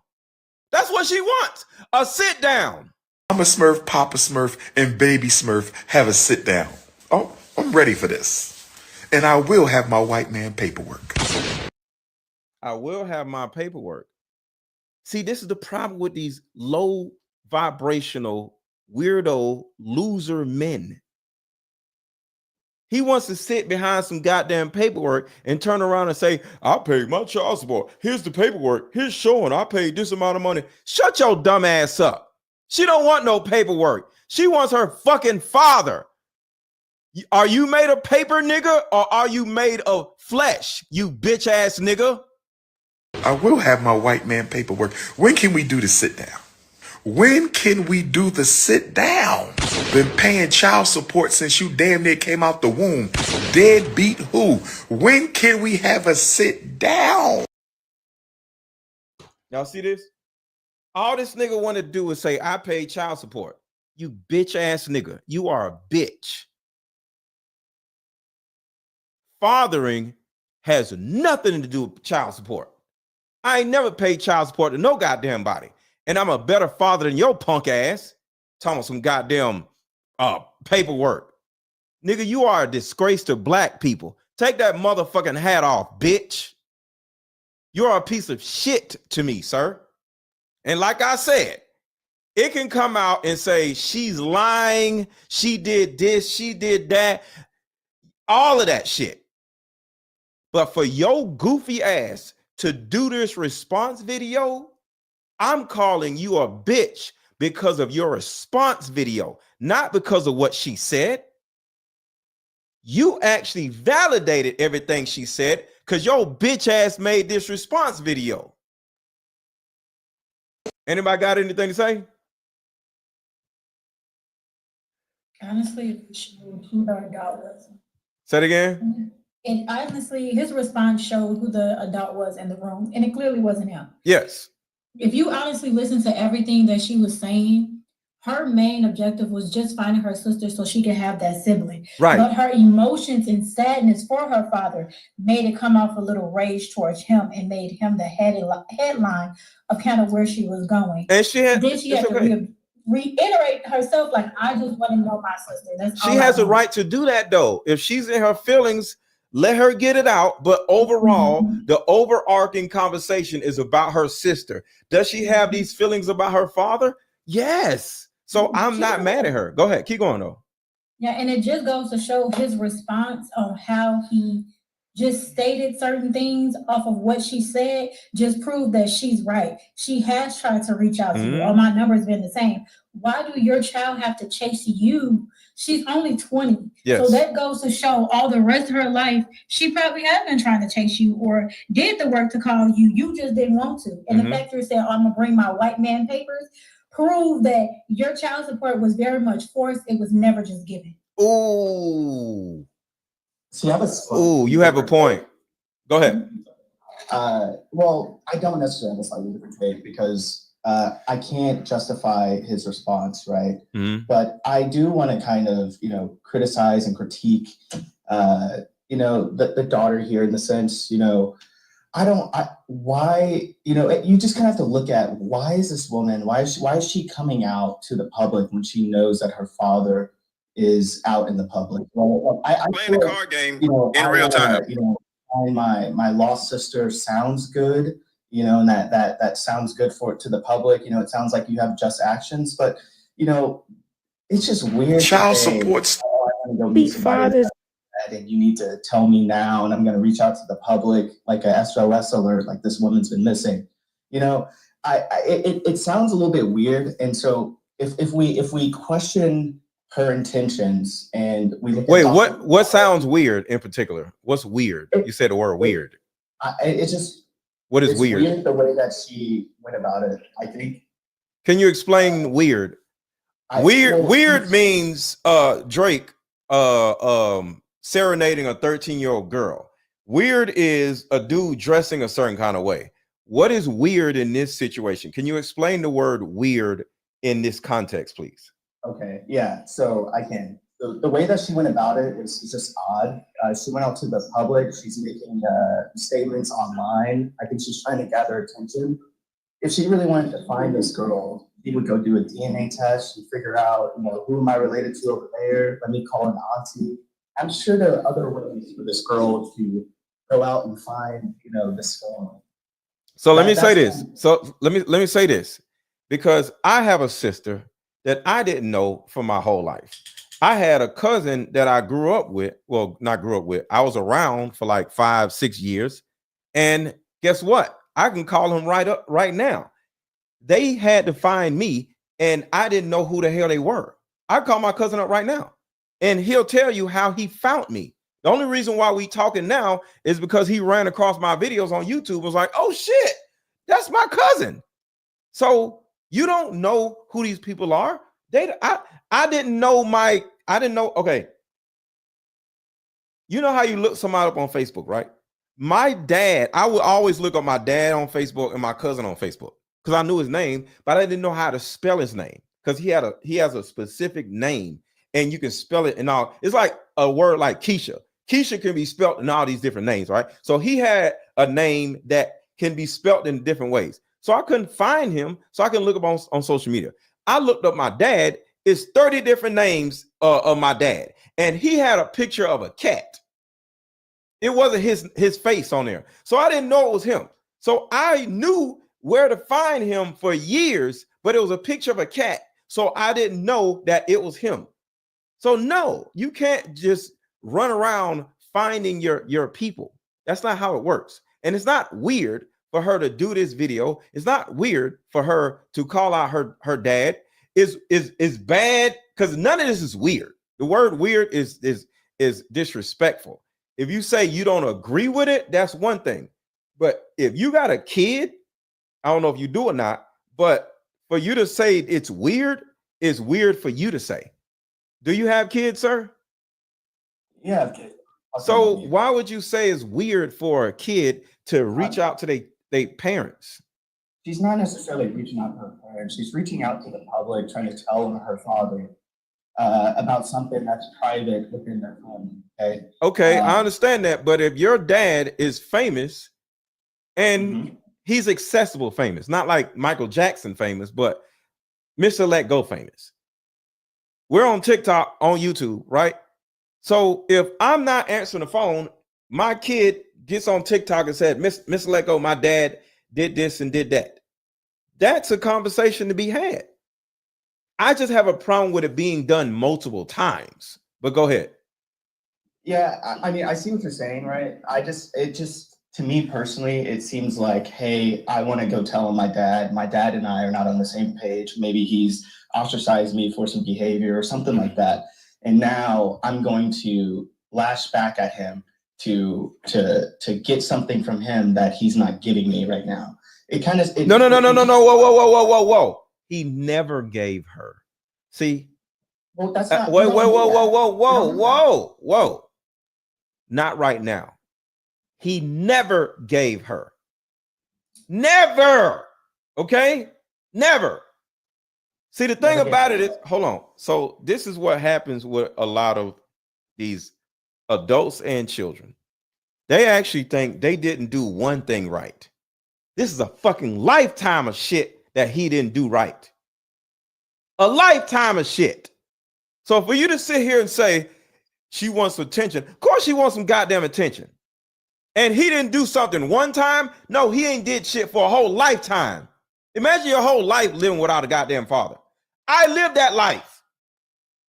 So I understand what the hell is going on with this girl. I am happy to know that my dad is now in my life, but the nigga wasn't there for my whole adult motherfucking life.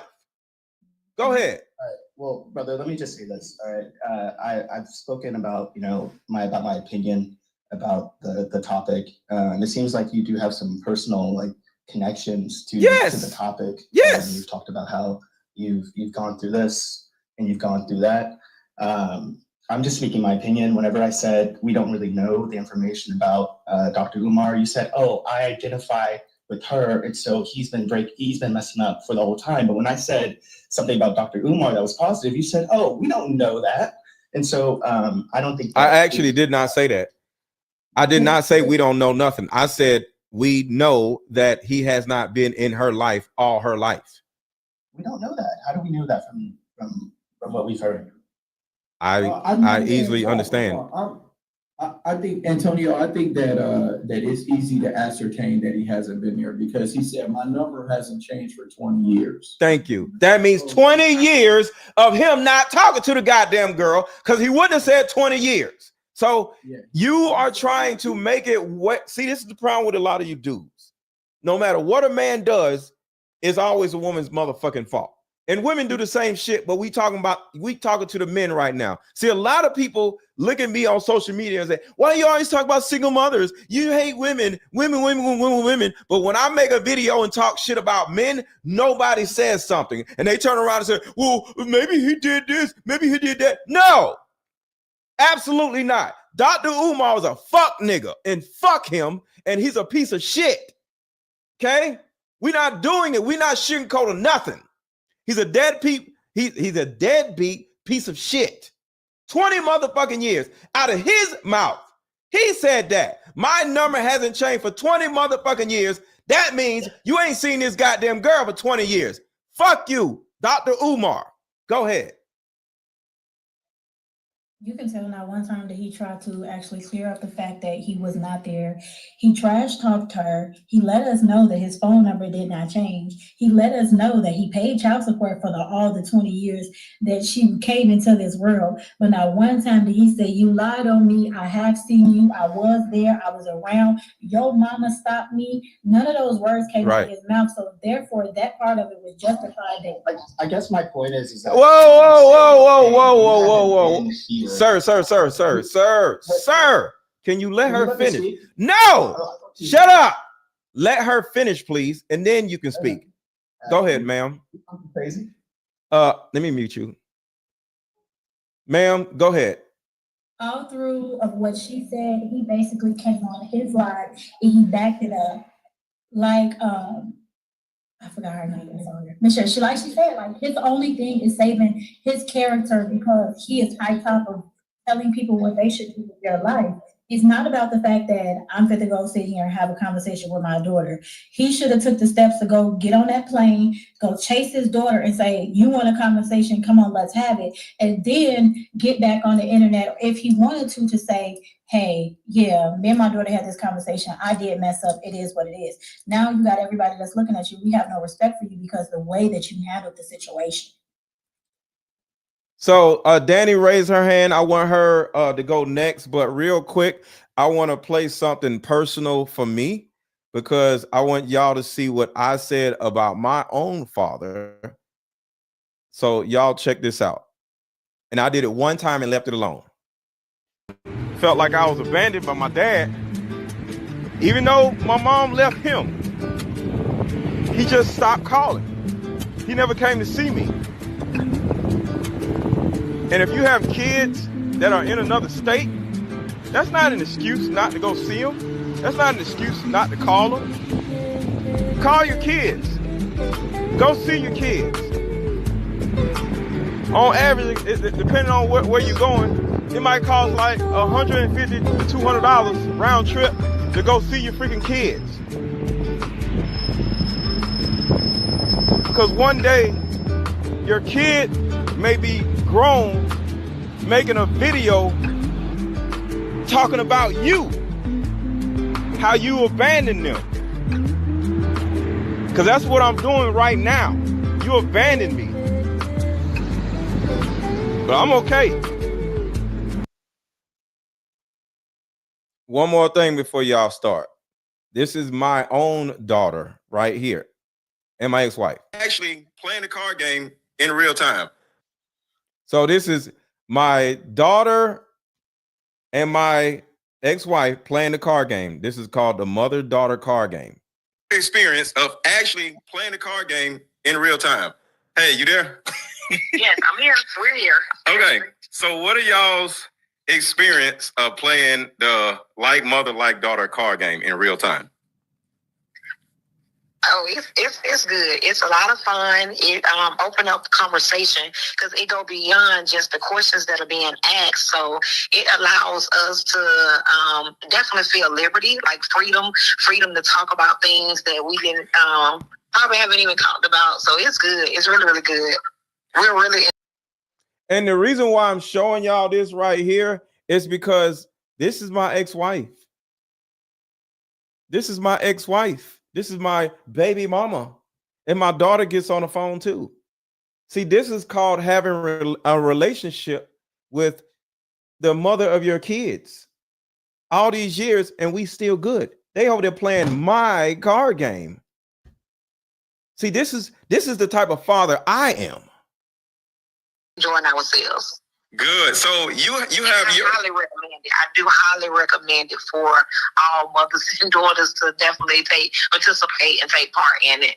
That's what's up. So you have your own deck too. Have you been asking her some questions? Because there's a mother deck and there's a daughter deck. Yes, we both have our deck, and we've been taking turns pulling from the stack, pulling from the deck. We'll take turns. Like one of the dreams that if we had our option, something that we dreamed that we would want to do together. So, and it come to find out, we both had the same dream that was something that we wanted to do together. So it was that was really, really good. That's what's up. That's what's up. That's what's up. Can I tell them what you call me fussing about? Hold on. I got some advice. Oh, hey. So now this is my daughter coming on here talking about my mother-daughter card game. Do y'all see that I'm not like this bitch ass nigga, Dr. Umar Johnson? I have a great relationship with not only my kids, but the mother of my goddamn kids. Hey, we need a round two of the card game. Now this is my daughter talking. Well, y'all play all 60 of the cards? No, we need a round, not a round two, but like a different version. Okay. Because a lot of cards we had to skip because we this toxic.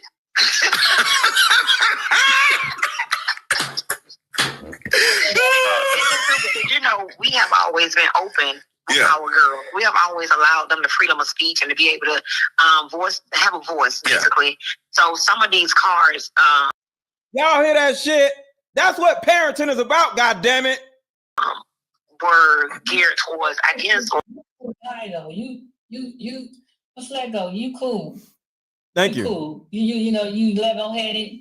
Most men are. Black Jesus is awesome.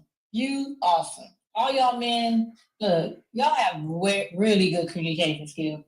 Thank you. It's just you cool. It's like you find a way to communicate without. You know who you talking to. You talking to women. Mm-hmm. You already think they kids anyway. So, you know, you have developed a talent. Black Jesus has developed a talent. Black Jesus is really good too. I don't know if y'all listen to him, but he's the bomb. And so get his book. He got a book too. Sorry, Mr. Lego. You can get it. Can we hear from? No, but y'all are awesome. Y'all men the women don't give y'all the credit that you deserve. Okay, you all do communicate a little bit better than us. And the woman that you kind of like, why y'all ain't together? Y'all sound like, you know. She's remarried. But she messed up. Bye. No, she's remarried, so she's good. No, she messed up. Yeah. Oh, okay, cool. I'm just messing. I got you. Yeah, I accept that. But the bottom line is. I lead by example. So anybody that watches me, I don't give a fuck what you think about me. Just watch what I do. Watch how I live. Watch the people that I speak about and the people that speak about me. See, I live off of my face and my name. And my name is my name out in these streets. Whether it's family shit or whether it's content shit, whether it's business shit. Nobody has nothing bad to say about Mr. Let Go. Unless they don't like what I said on social media. But if you know me personally, you ain't got shit bad to say about me. So this is ex-girlfriends, ex-wives, kids, everybody. I got the mothers of chicks watching my content. The mothers of chicks watch my content. I got the children of chicks watching my content. I got exes and women I know, they mama be like, did you see what Aaron did? So I lead by example. So when I call somebody a bitch ass nigga, I'm looking at that person versus me. Because I'm where motherfuckers need to be at. And if you're not, you need to build your goddamn self up. But this old ass motherfucker, Dr. Umar, talking all this shit. He too old for this shit. If he was 20, I'd be like, you know what? You're an old ass nigga sitting there saying all this bullshit. Let's keep going this Dr. Umar bullshit real quick before y'all say something. Why haven't you called for an in-person conversation? You wait until now. Why is that? Why did you wait until now? I want you to get off of social media for a minute. Stop looking ridiculous. Get off social media for a minute, baby Smurf. Stop looking ridiculous. And I want you to get Mama Smurf. This man sounds like a whole bitch out here. And on Thursday, 1 week from today, I'm calling you out, you and Mama Smurf. I want a respectable private FDMG tour and luncheon. Y'all see this shit? This man literally said, I want a FDMG tour and luncheon. This man is trying to make money off his own goddamn child. You bitch ass nigga. Go ahead, y'all. Anybody? Okay. You know, you can see what my stance is, man. Like, I don't understand. Hold on. Dana, Donnie, what? Are you there? Dan. Okay, Danny, go ahead. I want her to go next. Thank you for having me on. No problem. You know, we had a really big echo. Oh. Okay. Yeah. So, I seen this situation, and I don't know if I seen something different or whatnot. I definitely don't agree with no father not being present, because I come from the same type of scenario. And I don't feel like the daughter is supposed to be reaching out to you either. I think that's weird for him to say that, for the child to reach out to you and you're the adult. But I did hear him say that he would like to have a sit down with her. So I don't, I'm not saying that makes it any better, the situation any better, but I did hear him say that he wants to have a sit down with her. No. When I looked at. Whoa, wait. But did you hear he wants to have an FDMG? What the hell that means? No, he said something before tour sit down. No, before he said that. You want to play the whole thing? I played the whole thing. He said, you ain't called my phone. No, the whole thing. Play the whole thing. What? I played the whole thing. What is your point? Hello? Listen, I was in this business, so I don't want anybody to be as strong with me. What are you saying? He said, I've had the same phone number for 20 years and you ain't called my phone. It's his job to call her. Okay. Oh, whatever. All right. So let's keep going. Getting to yeah. Is he not doing anything for the Black community in America? No, he's not doing anything for them black. Well, he's not doing anything for his own child. See, leaders, they lead by example. They don't run around doing all this shit outside when their homes are fucked up. Because you got to lead by example as a leader. Suppose he just doesn't have the tools to be a father, like the fatherhood tools, but he's got the other tools. Okay, so let me. Well, can I answer your question? Oh, sorry. So if he does not have the tools, you go get the tools. You go to Home Depot and buy tools, right? So is he not allowed No, can I finish? A good person? Can you go to Home Depot and buy tools? Yes or no? Oh, yes, of course. Okay, then. You can make tools. So we all can go get the tools to do whatever we need to do, right? Correct. Okay, then. So if his old ass don't have the tools, can he go get some tools with his old ass? Yes or no? Yes. So you're an old ass nigga without tools. Mm-hmm. So is that a problem? Yes or no? Being an old ass nigga without the tools to be a father. Is that a problem? Yes. So what are you talking about? If his old ass, he ain't 19 years old, he an old ass nigga without the tools. So go ahead. I just want you to understand that. Is he not allowed to be a great person? No, he is not allowed. No, the answer is no. The tools to be a father. No, you cannot be a great person if you are not a great father. If you are a piece of shit person to your own kids, you are a piece of shit to their goddamn body. Okay, fair enough. You get what I'm saying? Yes, yeah. So at the end of the day, I don't give a fuck what he does in a community when your own household is messed up. And like I said, sometimes your baby mama or kid's mom or whoever keeps you away from your kids. I understand that. But this girl is grown now. And you made a response video like a bitch, responding to your own grown ass daughter saying she has a struggle YouTube channel. You being petty like a girl to your own goddamn daughter. You are a bitch, sir. If he would not have made that response video, I probably wouldn't have did no live because I don't like being in nobody's business. But he responded. So I'm responding to his bitch ass responding. If he would not have responded, I wouldn't even been live today. I would have been doing some other shit. So when your bitch ass comes out and responds to your own daughter via social media, you are now officially a bitch. Go deal with your own child in confidence, you weirdo. And I'm talking to you, Dr. Umar. Go ahead. Go ahead. So I'm saying that's valid. That's 1,000% valid. Because my father also had children and they came in the room and he would tell them straight to your face, like, I'm too old to be a dad now. What do you want for me to do? You want to fight? I can't fight you neither. I'm too old. You're going to beat me up, and take me away from the other children. What do you want to do? But there's nothing I can do for you. Just stop the argument. So you're 100% valid.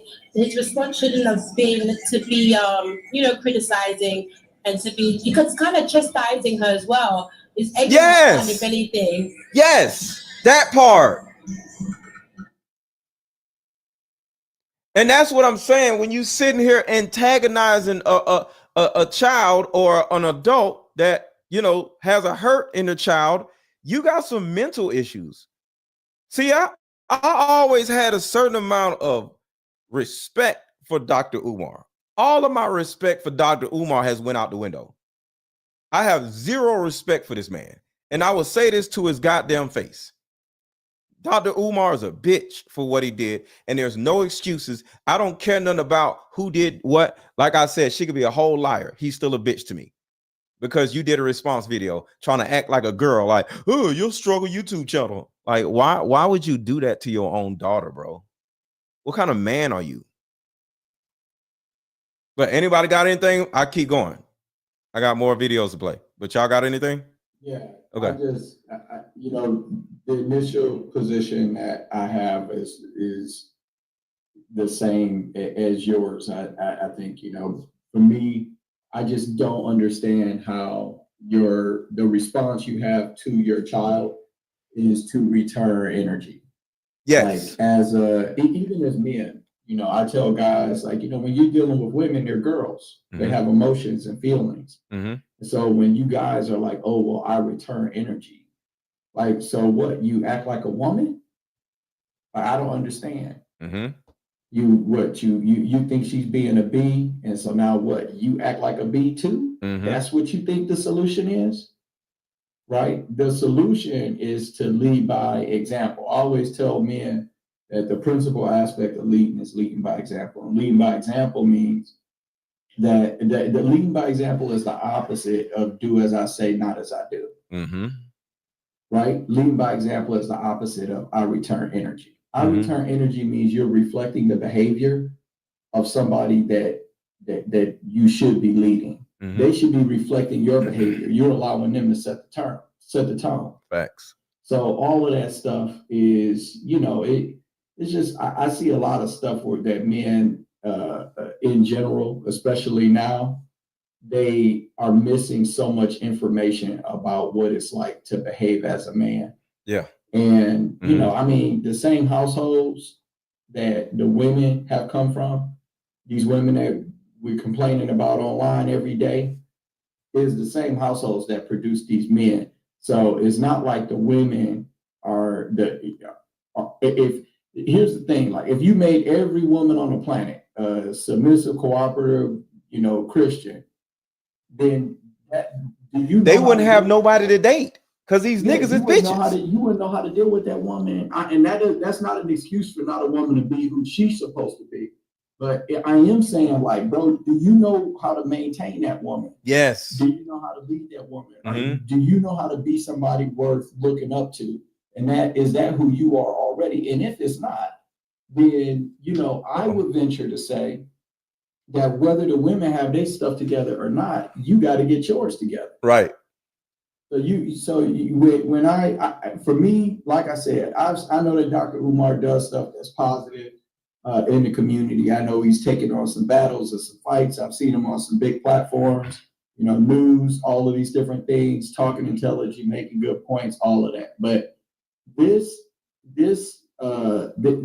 him showing up this way, I like to hear a justification that makes me arrive at the conclusion that this isn't some real childish, you know, stupidity. And I do, it is something that challenges. I can't respect a man that behaves this way. For me, man, people who don't raise their kids, it's weird to me. It's like a person that can bite through their own hand and eat their own skin or something off their hand. You know what I'm saying? Like, it's so crazy to be a person that has, you make a child and then you just keep it moving. I don't understand that, especially a daughter, because your children are you, again, without any of your mistakes or any of your BS. And then your daughter is like the most fragile and gentle, you know, version of you that could possibly exist. If that doesn't inspire protection, a desire to protect, then something might be missing in your soul, bro. Yes. Like, something's got to be wrong with you to have children and then to turn around and abandon them. I don't understand it. And I just want to say this. The whole thing from top to bottom is go ahead, bro. And the whole thing from top to bottom is crazy. I can't believe he made a response like that. It's a letdown. Yeah. Yeah. So I just want y'all to just keep one thing in perspective. And I try to look at things objectively, but when he did that response video, that was the most gayest, sissified shit I ever seen a father do to his daughter. Now, me and my daughter, my oldest daughter, we've had our issues or whatever, but I'm never gonna go online and just sit here and say some shit about my daughter, like, oh my, I'm dissing, calling my daughter a struggle streamer. Like, what kind of shit is that? So at the end of the day, Dr. Umar is an embarrassment to Black people.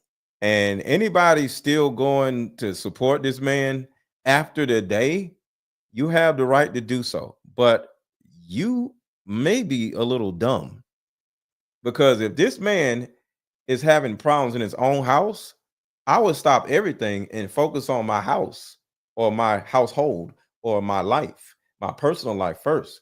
And I think that's what a lot of these creators, male and female, are reluctant to do. They want to go out and make all this money and say all this crazy shit to other people, but their own personal lives be fucked up. And I think we need to do something about that and hold these people accountable. You can't you can't go back out here and keep doing what you was doing. You can't. You can't do that. You can't do that.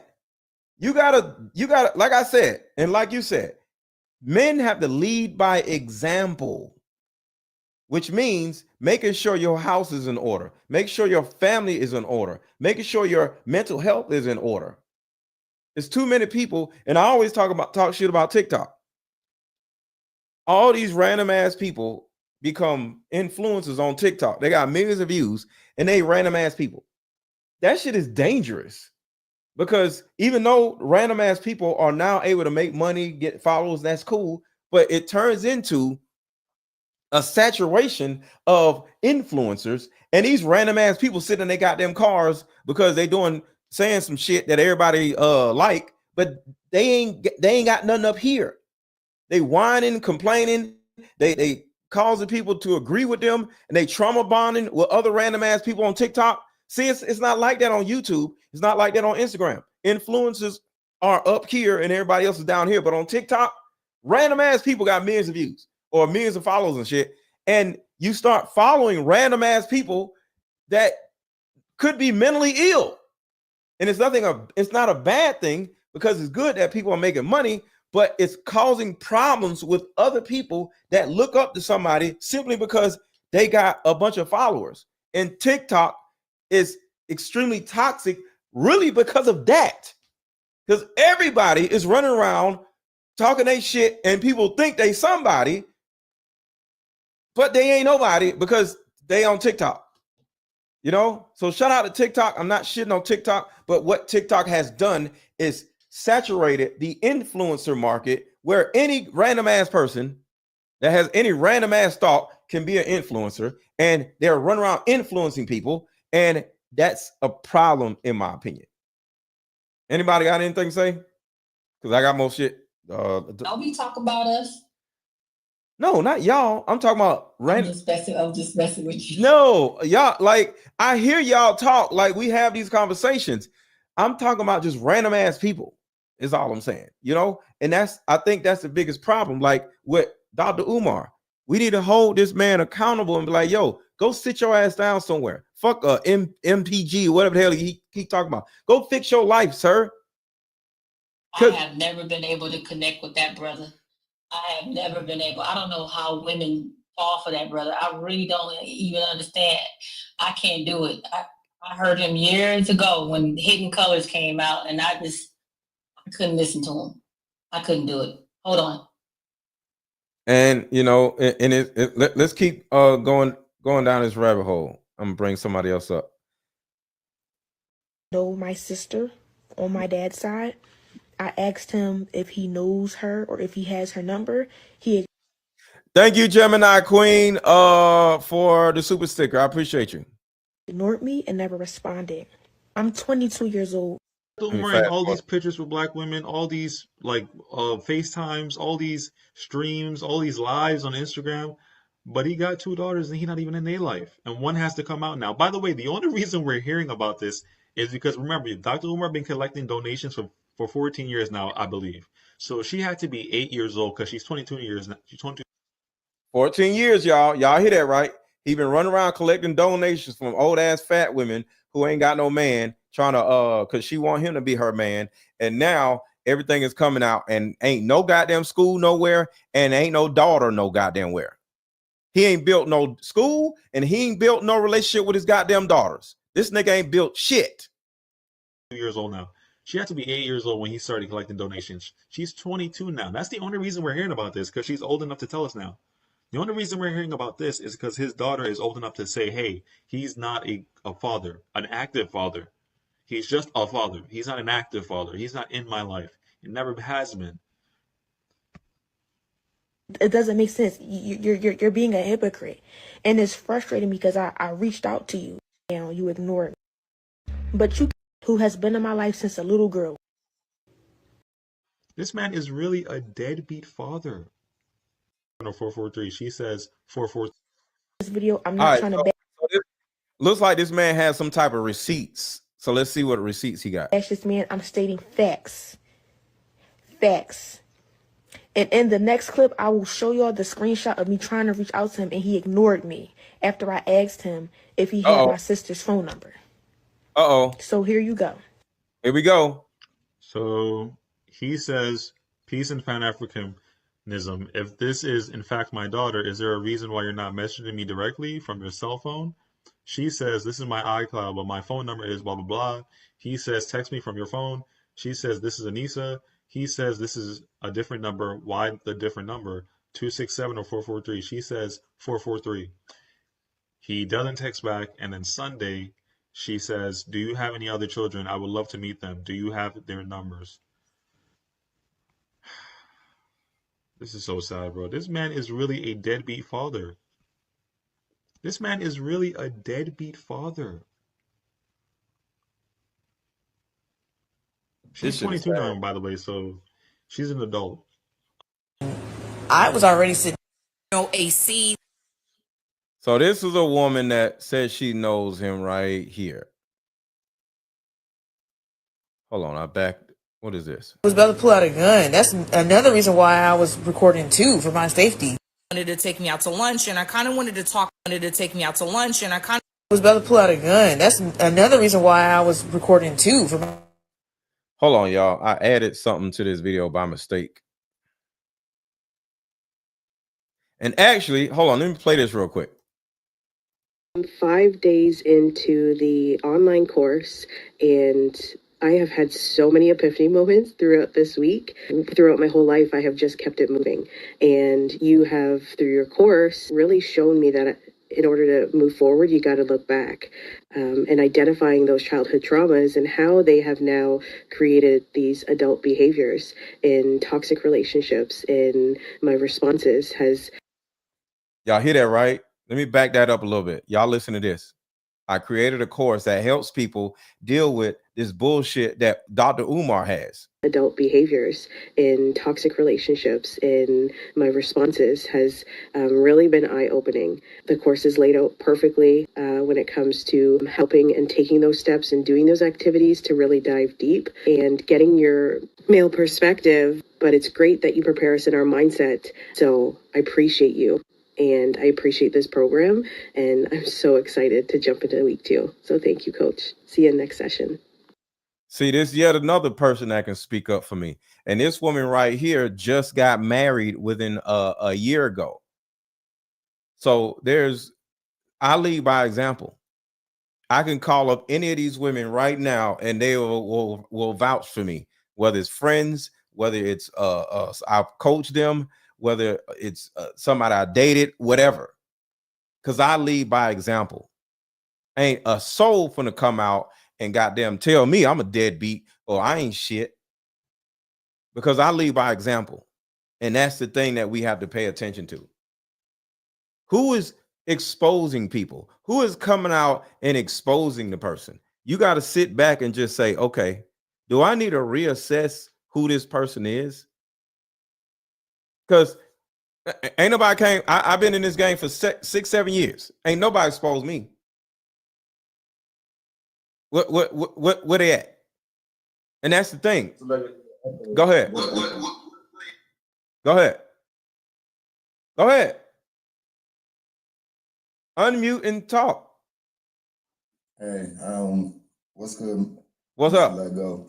Man, I've been following Dr. Umar for a minute, and it's like I said in the comments, he hypocritical. He's a hypocrite because he didn't got on black men about taking care of their kids and how we supposed to treat black queens and how we supposed to talk to black queens. And if this is what you're doing, then you a hypocrite. So how can you sit up here and tell another man what he's supposed to do and you not doing what you doing? Yes. You're not doing it with your own daughter. Black content creator. Along with the mother. And like you said, even if it was a lie, your response to it, I heard the response and I didn't know what the response was to until you played it today. And then even when I heard the response, I'm like, if you responded to just some random person, why are you punching down? You know, why are you wasting your energy? Why are you like you said, responding like this? It just don't make sense. And then the other piece that some of us may be missing is go back and look over his stuff and look at how he's talked about other leaders in our past. Look at how he talks about some of our current leaders. Listen to how he dogs Sharpton and everybody else. How can you dog everybody else and try to put everybody else down and you ain't no better? This is the thing about us with our leaders. Everybody already knows that we struggle to have good leaders, and just be honest. I'm mute. Anybody else? Anybody else got something to say? I appreciate you for saying that, brother. All right, so we'll just keep going.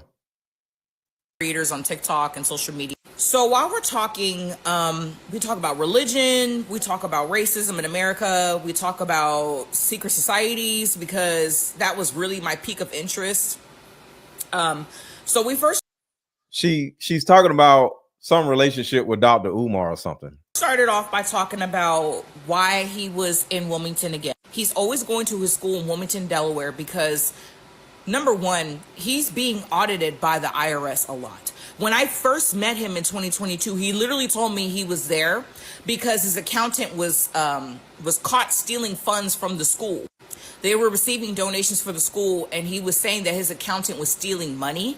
So he had to fire that accountant, and the IRS was asking for proof, like where the money went. So he started commuting from Philadelphia to Wilmington, Delaware frequently, just so he could be at the school in case anybody shows up and asks why the school's not done, or where the kids are at, or what's going on. So when I met up with him last year, he was just coming back from the school when we had lunch. I guess the IRS is still asking him about the school because it's not done. Like, he's receiving money, donations, but there's no progress with the school. If you were to go up right now to the school, like, there's wooded boards on the doors, on the windows, there's weeds, graffiti on some of the buildings. Like, it's not in proper condition. There's no AC, there's no heating, there's nothing. Like, it's not, the school's not ready. When we were talking at the table, I started asking him a lot of private questions, like, were you married? Do you have any kids? He was telling me, yes, I have 2 daughters. Brenda, are you there? Hold on, let me. Hear you over that music. Okay, there we go. All right. One of them is a teenager, and the other one is maybe 7 years old at the time. So the child is probably 9 years old. So he was saying to me that the mother of those girls, or the mother. And just for the record, for the people who just came in, today is my birthday. So you know how black folks do. You put a little thing on your chest and they pin money to it. But since we are on social media, you have to use Cash App. So Cash App is down here, $AARON 1000. Drop a Cash App. Drop me $100 Cash App for my birthday. I know y'all got it. Drop $100 Cash App for my birthday if you love Mr. Let Go. It's my birthday. It only comes one time a day. I mean, one time a year. Drop $100 Cash App, $50 Cash App. Cash App is $AARON 1000 if you care anything about me and my family. Because unlike Dr. Umar, I take care of my kids, and it's hard. And I be needing all this money for my kids and stuff. And I'm joking, but I do take care of my kids, and it's difficult, and it takes money to take care of your kids. So give me $100 because of my birthday, so I take care of my little kids. But joking, but I'm serious. Cash App me, $AARON 1000, and or buy my mother-daughter card game, which is at the bottom of your screen or in the chat, or buy my Deep Discussions card game, so you can get something in exchange for you giving me a birthday present. So what is your birthday present to me? If you watch me on a normal basis, or if you're just meeting me, say happy birthday and drop a Cash App. Cash App is $AARON 1000. Somebody says pin my Cash App. I'm not good on TikTok, so I do not know how to pin my Cash App on TikTok, but it's $AARON 1000. Thank you, Sister Melissa. I appreciate that. So let me see if I can pin that. Can you pin it? You can't pin it. But yeah, Sister Melissa just dropped it. $AARON 1000. Drop a Cash App if you care about me. Press and hold it. I did press and hold it. Hold the message and copy and paste it, and then you can put it in your comments if you want to do it continuously. But you can copy and paste it, and maybe you post something on your background, you can use that. It says reply translate, mark, viewer, mute, or block account. So it's okay. It's okay. No problem. No problem. But y'all got anything to say? I got new people that just came on stage. Y'all have anything to say? Yeah. I did have a comment about the Dr. Umar. Actually, I've been on a panel with a few of these people for a couple of years, for about a year or so now, right? Mm-hmm. And one of the consensus things I've learned about this app and others like it, like you said earlier, too many people have a mind. Yeah. Some people, I get it, it's understandable. Everybody should have a place to express themselves, but anyone can be an influencer. So then what is truly influence? So right. Like, we're always faced with our community, with almost every era, we need a leader. We need a leader. And I sit back with myself too many times hearing that same statement from, if y'all ever seen Django, that 1 out of 10,000, that 1 out of 10,000, that Malcolm, that Martin, that Fred, that Huey, that Puke, that Angela. It's always that 1 out of 10,000. Somehow in our community, we get too stuck on the messenger over the message. In our particular case, what I pointed out on this app for about a year or so or more, we're too stuck on the entertainment over the message. Matter of fact, if I can get benefit or profit for my entertainment, I could really care less about the message because my success will then make me the messenger because I'm an influencer versus what the hell am I influencing? Capitalism or the message? Our message that we really have to convey to ourselves is something that won't benefit capitalism. But in that same regard, for us to survive, and a decent amount of us that are in a constant state of survival, the capitalistic aspect of entertainment is over the message.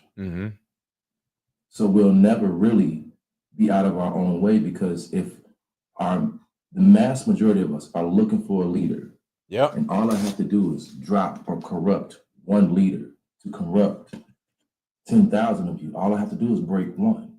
I don't have to break 10,000. And you're constantly stuck in that cycle as a community because you're looking for your next Martin or Malcolm. And I've shown you I can take out Martin, but then I can also show you I can persuade you financially and make you take out Malcolm. That's so that's a bar. Yeah. You need a leader. I agree. And that's where we always pew ourselves in the foot because our celebrities are our leader. But I can never ask any other culture, hey, who's your leader? What leader? What? No, we have tradition. We have the message. We don't have a specific messenger. Yes, there's messengers that's come along the way, but we don't hold them no higher than a human. We do that to ourselves just strictly off celebrity and financial success. So we always put the entertainment over the message, and that's why we're always stuck here. Yes, I totally agree. I totally agree. And it's nothing wrong with people. That's the professor right there, Mr. Lego. Oh yeah, what's going on, brother? I need to follow y'all.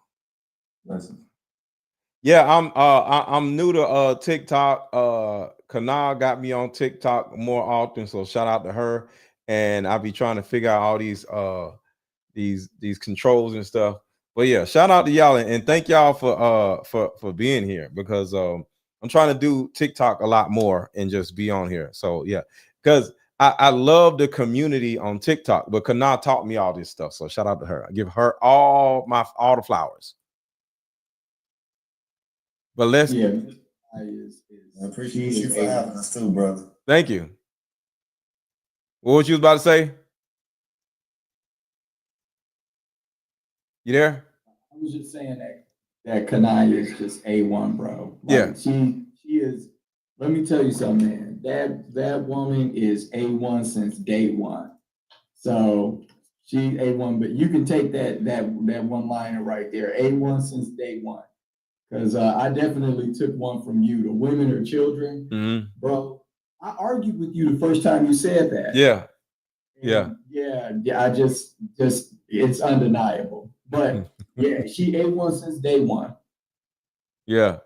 All right, so let's get back to these videos. Truth. He is a deadbeat father, extreme hypocrite, and huge flirt. Oh, hold on. Oh, and a huge flirt.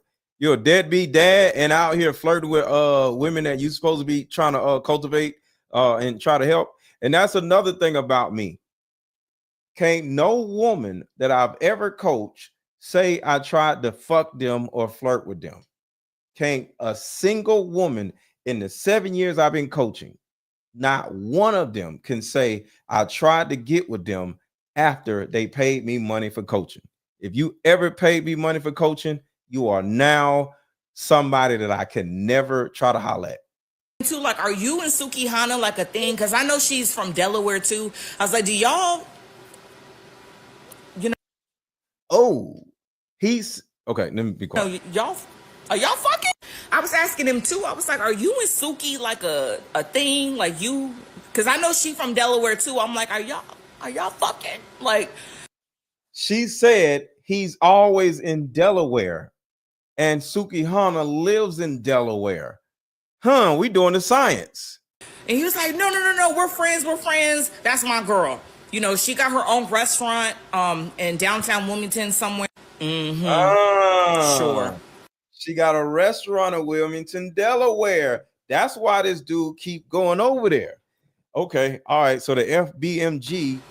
When you say, so FBMG is fucking bitches, and I don't know.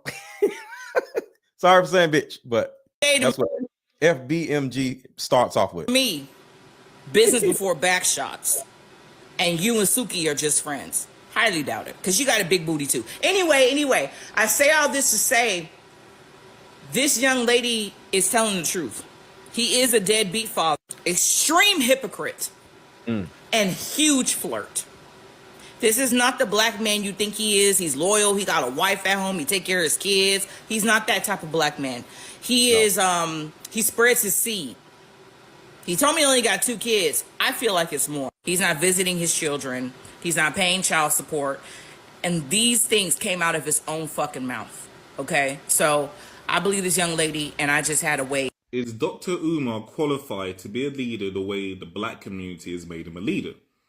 I don't believe he is, and I'm going to give you a few of the 10 criteria why he's disqualified for being a leader. So first of all, what is a leader? A leader would be an overseer, a deacon, community activist. Now, I won't tell you all 10 criteria. If you go to the book of Timothy, you go to 1 Timothy chapter 3, verse 8 to 12, you can see some of them. But the one that's really important for him is, does he manage his children and household well? You cannot lead an entire community. See, he's about to break down how you can tell a man is a leader. And number 1 is, does he raise his own children? And the answer is no. So the book of Timothy, according to what he's saying, you could tell if a man is a bitch, whether he takes care of his kids. This is in the Bible. The Bible is calling this nigga a bitch. People, if you don't manage your own household, if your children hate you, your wife hates you, you're not paying your bills, you're deadbeat, you can't manage your own household. And Dr. Umar has 2 separate children. The identity of those children are not known to those children. They don't know each other. Okay, it just so happens they're girls. If they were not girls, if one was a girl, one was a guy. No, I'm not eating birthday cake. Y'all already know what I'm eating for my birthday. Salmon and broccoli. You have something that you call accidental incest is a risk. Okay. Husband of one wife. He has 2 baby mamas. Did not marry either one of them. This guy that talks about marriage all the time does not. I married my baby mama, or I got married on divorce. So another thing. So do I take care of my kids? Yes. My kids are right here in the video, right here.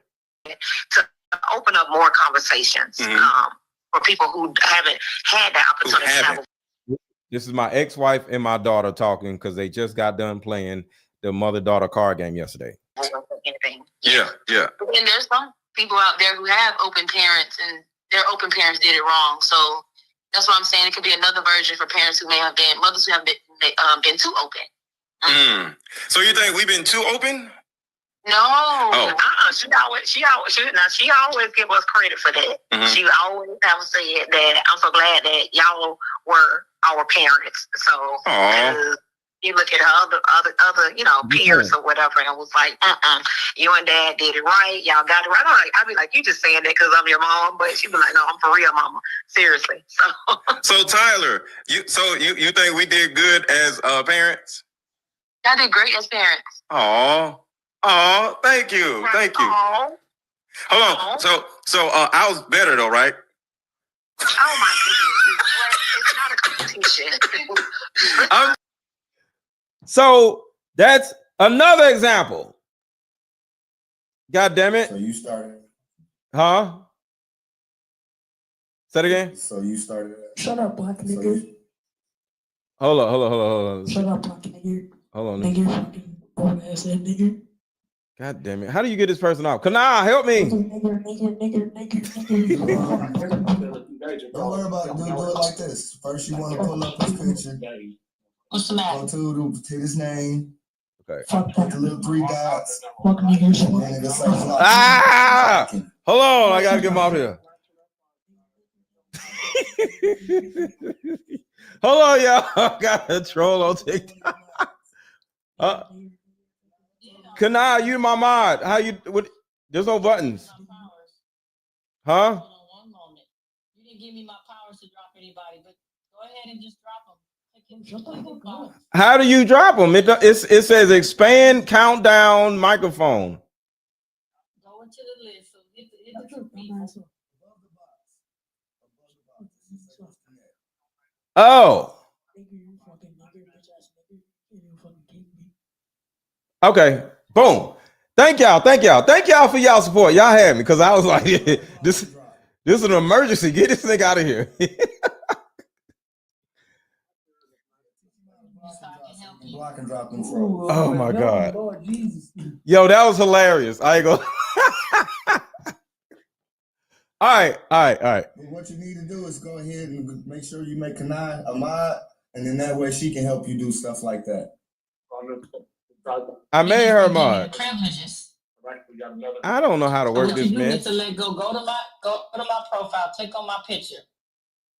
I'll do it later. I want to continue with the show because I'm still on YouTube. Yeah, but no, I ain't gonna lie. That was funny though. And I was all right.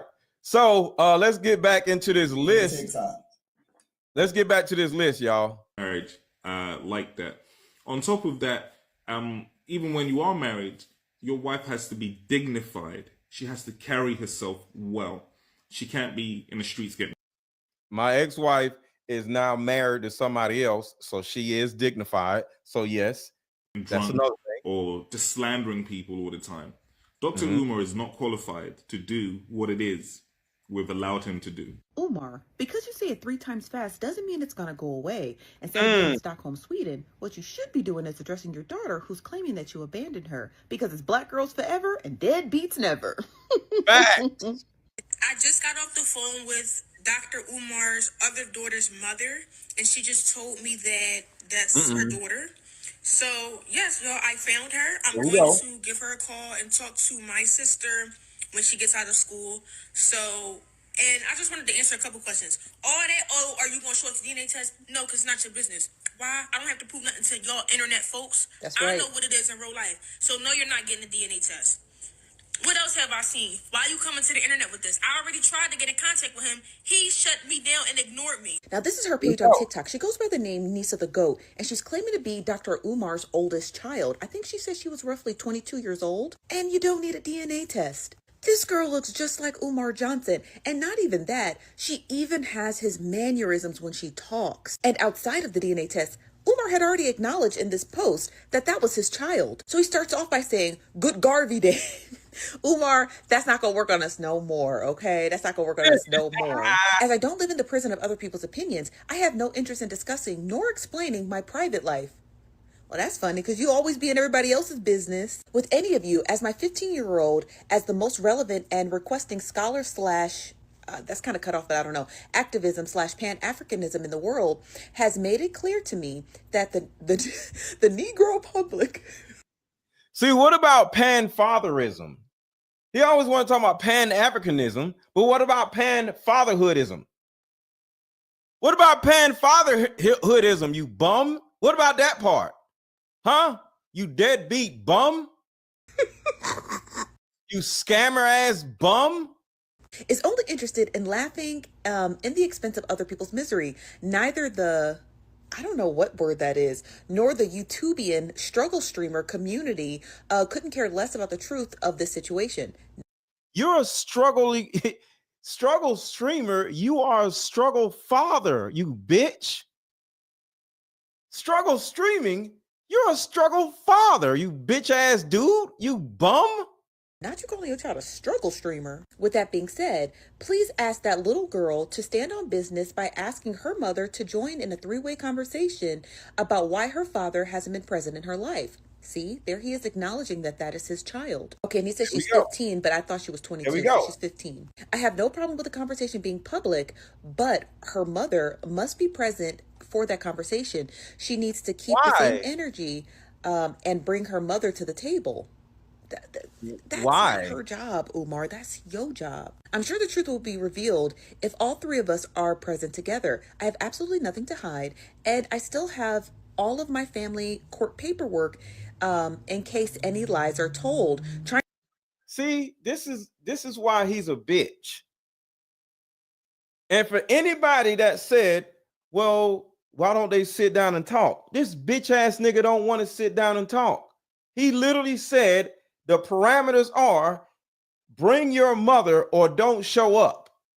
This girl is a grown ass woman. Why the hell you can't just sit and hang out with your own goddamn father? Because he's a bitch. Trying to use your father's name to build your struggle streamer career is not cool. Now, Umar, why would you say that about your child? That's your child. When you're a struggle father, struggle streamer. But ever since she had came forward about not having a relationship with her father, they have been tearing up his comment section. So I went to this previous video. He's in Stockholm, Sweden currently right now for something that has to do with something Pan-African Ifatunde something. And the first comment I saw was somebody by the name of Graceful. She said, "Sir, with all due respect, you lacked accountability. Stop the narcissistic mother blaming behavior. Call your daughter and be a father. Call your father and be a son. Call your brothers and be a brother to your own flesh and blood with the same energy that you promote on these platforms. May God guide you on the right path." And she has a right idea. Because you can't get on these platforms talking about Black unity when there's trouble brewing at home. Been because I thought I should have. Now listen to his old punk ass. Watch this shit. It would have been because they were the mothers of my children. My daughter's mothers felt they should have become my wife purely due to pregnancy. And I told them I would not make a decision, a lifelong decision about who I'm going to spend the rest of my life with purely based on pregnancy. I said, we can continue to explore, to date. I would like to move in with you. We have to. Whoa, I would like to move in with you. You're a bum. Did he? What? He said I would. He said he want to move. He said it. He said this. I know I didn't just hear what I think I heard. Rewind. You heard it. You heard it. Hold on, y'all listen. Listen, this been because I thought I should have. I had thought. It would have been because they were the mothers of my children. Watch this. My daughter's mothers felt they should have become my wife purely due to pregnancy. And I told them I would not make a decision, a lifelong decision about who I'm going to spend the rest of my life with purely based on pregnancy. And here we go. Here we go.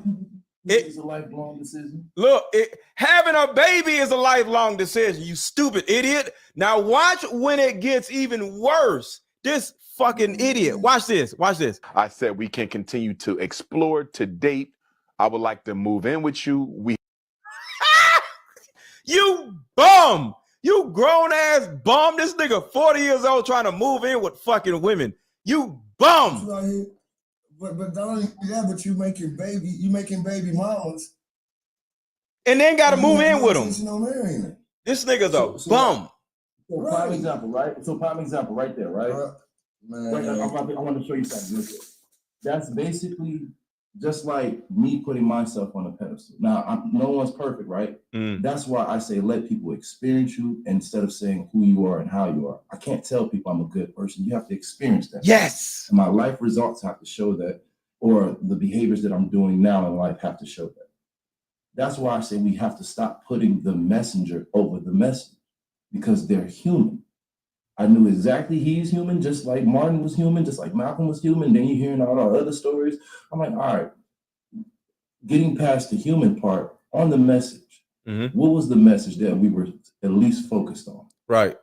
Even though that person didn't exude the message that they're conveying, is the message still wrong? Because a broke clock can be right twice a day. Most of us are going to concede to listen to an expert, a doctor, because. So you saying his message can be, so I understand what you're saying, because a homeless person can give you advice. So I understand what you're saying, but when I'm not going to put a homeless person in front of a school of kids though. So you're right. And you can take advice, but it's a difference. Go ahead. Because now they have influence. Right. And that's what I'm saying. So basically anybody can be an influencer because there's no criteria. Right. There's no one to check anything. So all I have to do is have charisma. Right. And I have to have a little bit of connectivity. That's it. That's all I really need. Right. I need very little knowledge but surface. Because people, for one, aren't going to go search that far. And the ones that do, they are going to check it at the moment, but then it's going to seem like, oh, well, it seems like they're crazy. Because the messenger has gotten bigger than the message. Again, he's very good at entertaining. He's very good at doing the shaman and the preacher aspect. We are very susceptible to that as Black people when we get to that preacher talk in certain numbers, right? Yeah. So even whether you want to pick him, whether you want to use Kevin Samuels, or however everybody wants to say, well, this person did this and that. I'm like, all right, but once again, we're still being distracted by the entertainment. The overall message is actually for us to be more monogamous and build our communities back and actually try to invest in ourselves, right? But we can't do that because we're always in a constant state of survival looking for one messenger or a leader. The message has to be way stronger than who's giving the message. That's why none of y'all never beat up your mailman for bringing the bills to you. You got a point. Yeah. You're right. You're right. I get what you're saying. I get what you're saying, and I can agree with it. But it's just like the pastor in the church. If you notice, certain pastors don't preach certain message because they don't preach against what they do. And you can't be a hypocrite out here telling people not to do exactly what you're doing. You got to be a mirror image. One of the things that I've learned about what I've been doing is that I have to be genuine.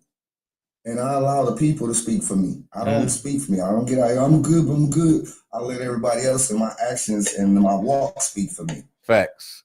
And like lead by example. Said, and like Mr. Let Go just showed you in the video with his family, we before we started we seen the problem outside. But the reason why we saw the problem outside is because we saw the problem inside first. We were trying to figure out how to fix the problem in our home. So then once we figured out how to fix the problem in our home, now we're trying to help others to fix the problems in their home. You got somebody who just out here walking and just basically feeding off of us and doing the same thing that everybody else has been doing. You know, basically out here, what is it?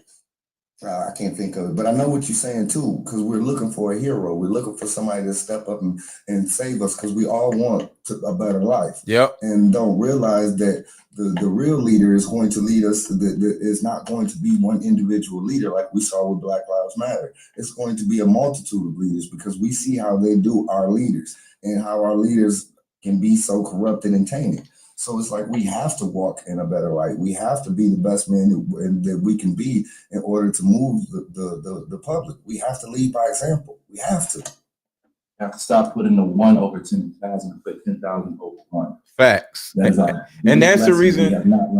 And that's the reason why I always say I lead by example. I always show, different things about my own life. I talk about my own life instead of just run around telling people about their lives, because like I have to be the leader that actually leads other people.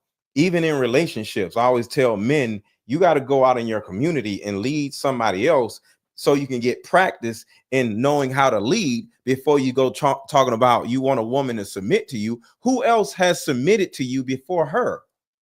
I have female friends that submit to me. My kids submit to me. There's men that submit to me. So when I get in a relationship or my next relationship, she can easily submit to me because other people in my life already submit to me. And that's what it's all about. Not submission, but the other side of submission, which is leadership. Who are you leading other than a woman that you're dating? I lead a community. I lead a platform. I have influence, and people get mad at me because I'm real. And that's another thing. I don't lie to the people. I don't lie to the people. I would have 1 million followers easy if I sat around lying and shit, but I'd be looking stupid like Dr. Umar. Dr. Umar got 1 million followers, but he's a bum. So that's the thing that we have to always pay attention to. Dr. Umar has 1 million followers, but he's a bum. Don't take care of his goddamn kids, run around living with women, and he's like 40-some years old, ain't built no goddamn school. He's a straight bum, but he got 1 million followers because he's a liar. He's a scammer. I don't want to live like that. I'm not lying to people in order to get some fucking followers. So you can follow the man got 1 million followers, but's a bum, or somebody who don't got 1 million followers, but leads by a goddamn example. That's what life is about. Fuck some followers. It's about, are you or are you not a bum? We have to learn more about each other before we decide to spend the rest of our lives together. And they arrogantly said it ain't going to work that way. All right, I'm a little bit confused. Work with me. I'm being a little bit more empathetic. Nah, Anton, we're not doing that today. That's all I got, y'all. I'm going to do a part 2 on this because I still got so much to talk about, but it's 4 o'clock and it's time for me to eat. So, because that's another way I lead by example. I lead by example by eating 1 meal a day in most cases. If I go out to eat, I'll eat multiple times. But that's another way I lead by example, by eating 1 meal a day. That teaches other people that follow me because they already know. Everybody in the chat knows on YouTube, they know once 4 o'clock hit what I'm about to do. Everybody in the chat, what am I about to go eat at 4 o'clock? Because it happens every time. Why am I getting off my live, y'all, right now? Tell me what I'm about to do. Why am I getting off my live at 4 o'clock? What am I about to do? And what is it that I'm about to do? See, this is how you lead by example. Huh? Say it again. You're about to nurture your mind. What am I about to eat? The people that follow me know. What am I about to go eat? I eat 1 time a day. And what am I about to go eat? Can somebody say it in the chat so everybody can we can keep on going on? Salmon and broccoli. See, I lead by example. I'm consistent in everything I fucking do. Like the word. Even my food intake is consistent. Because the thing about it is, somebody says I'm new. I get it. See? Leisha knows salmon and broccoli. You know what I'm saying? So the thing about it is, even my following knows that I'm about to go eat some salmon and broccoli. How the hell do they know I'm about to go eat what I'm about to eat? Because I say it all the time. Because I lead by example. I eat 1 time a day, mainly, unless I go out. I eat 1 time a day, and I eat healthy that 1 time a day. I don't eat a whole bunch of bullshit. Somebody asked me I'm eating birthday cake because it's my birthday. Hell no, I ain't no goddamn birthday cake. Who the fuck needs to be eating some birthday cake as a grown-ass man? I'm not eating that shit. I'm eating healthy shit. Because I lead by example. So I'm about to go. And thank you to everybody watching on TikTok. Make sure to follow me. Everybody watching on TikTok right now, follow me. If you are a member, Happy birthday. Thank you. I appreciate you, Kana. Thank you. Wait, how did that show up? Little thing that said join my team. How do you do that? Your team members. That hard up at the top. Tell people to join your team. I'm Hold gonna on. do it right now. Huh? You got a Galaxy too. I don't know if you saw that. It's like $15. Huh? I got a Galaxy you got, it's like $15, Mr. Lego. Get money you don't even know. somebody gave me $15. Thank you for the $15. Galaxy.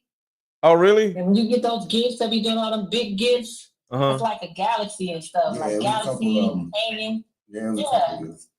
Oh, well, thank you for giving me thank you, Miss Brown Sugar. Happy birthday. So today is my birthday. I'm about to go celebrate my birthday. And thank y'all so much for being here. But yeah, Cash App. Hold on, I gotta mute Kanaf. She's on the phone with somebody. Shout out to you. My birthday is today, and if you want to contribute to my birthday, Cash App is $AARON 1000. $AARON 1000. Drop a $50 Cash App, $100 Cash App, or drop a Galaxy. I just seen the Galaxy. I don't even know how you get paid on TikTok, so I gotta find out what all. But thank you so much for the Galaxies. I guess that's what it is. But thank you so much on TikTok. Folks going crazy on TikTok. I don't know what they're doing, but thank you. I'm trying to get into TikTok a little bit more and add TikTok to my routine on going live on YouTube. But shout out to everybody watching. To add that, Go ahead. To add it to your account.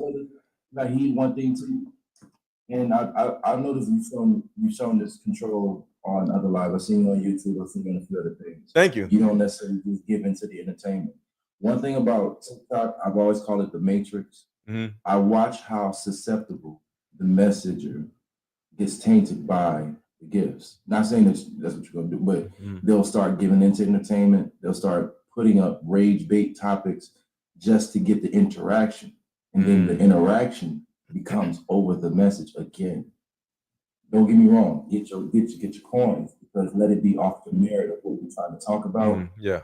People don't get bored because the message is boring sometimes. They're in such a headspace. They want so much entertainment, and they'll put it at the expense of what we're really trying to do. Those that know. So, brother, if I could heed to you, man, it's gonna come your way, whether you do it through entertainment or you do it through the merit. It might be a little slower, but I heed and hope that you keep on just the message. Entertainment is gonna come regardless. And I want to say that I want to thank you for that. And that is the reason why I grow so slowly on platforms, because I say things that people don't like, because I'm not here for people's entertainment. I am here. I could be entertaining, but informative also. But I'm always going to add the information. You know what I'm saying? Because the thing about it is, I'm never going to start misleading anybody that follows me, because like I said, I coach people just for some damn money. No, I'm gonna get out here and hustle my card games in a book bag before I go hustling y'all. You know what I'm saying? So I create products that are helpful to people, and they can buy the products. But at the end of the day, I'm never going to be a clown just dancing around like a dancing bear for some cash apps, for some super chats, or for some galaxies, or from whatever. I'm going to be myself. And like I said, that's why Dr. Umar's punk ass got 1 million followers, and I don't, because he's a bitch and I'm not. So I feel you, and I totally receive what you said.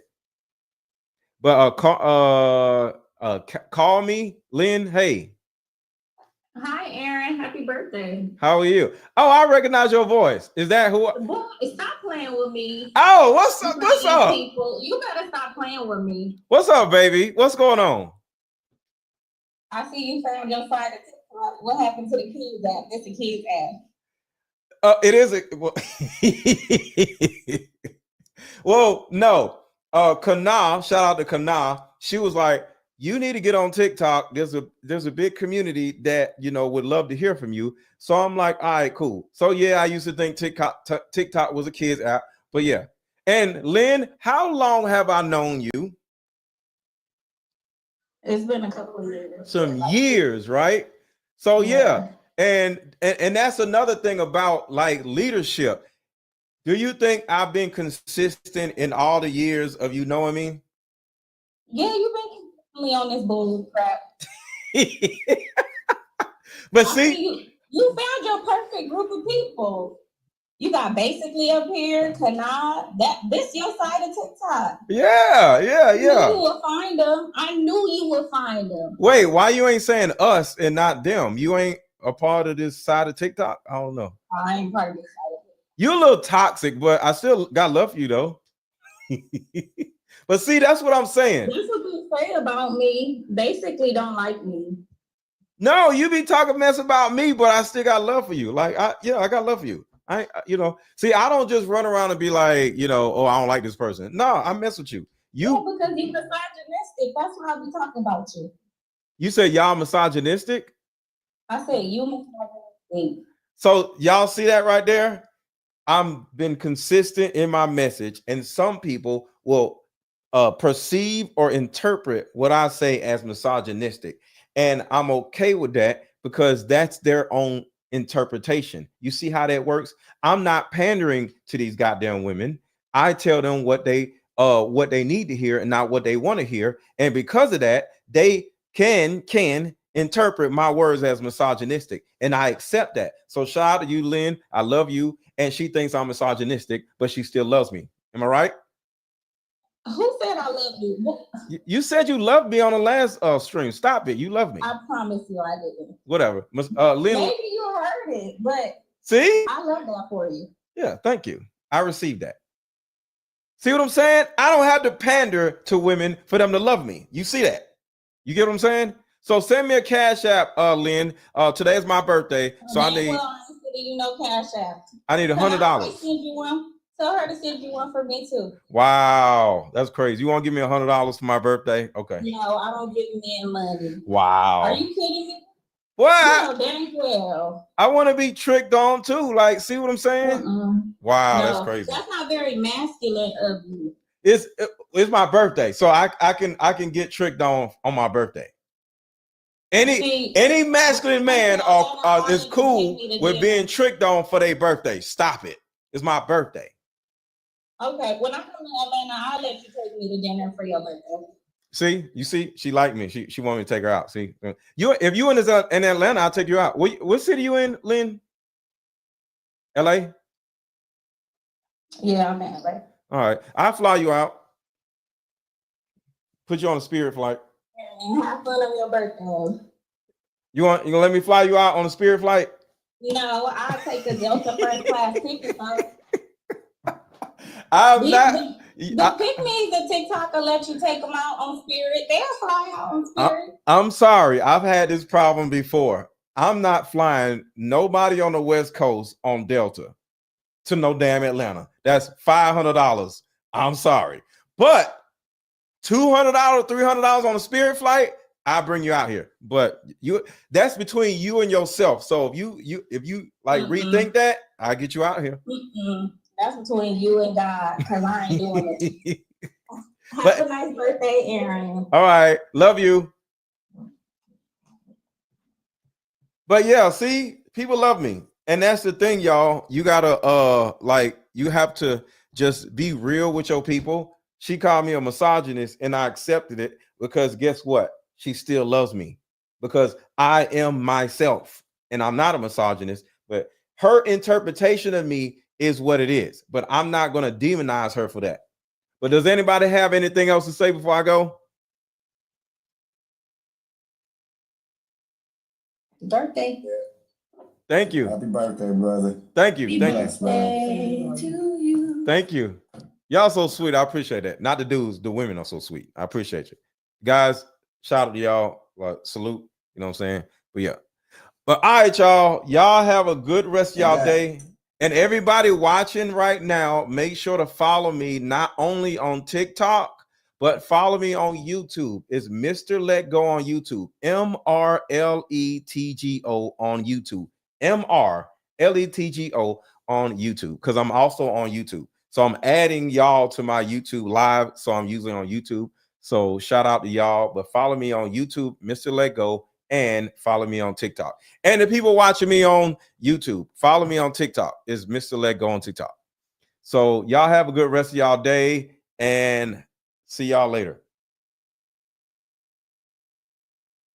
Wait, can I record this?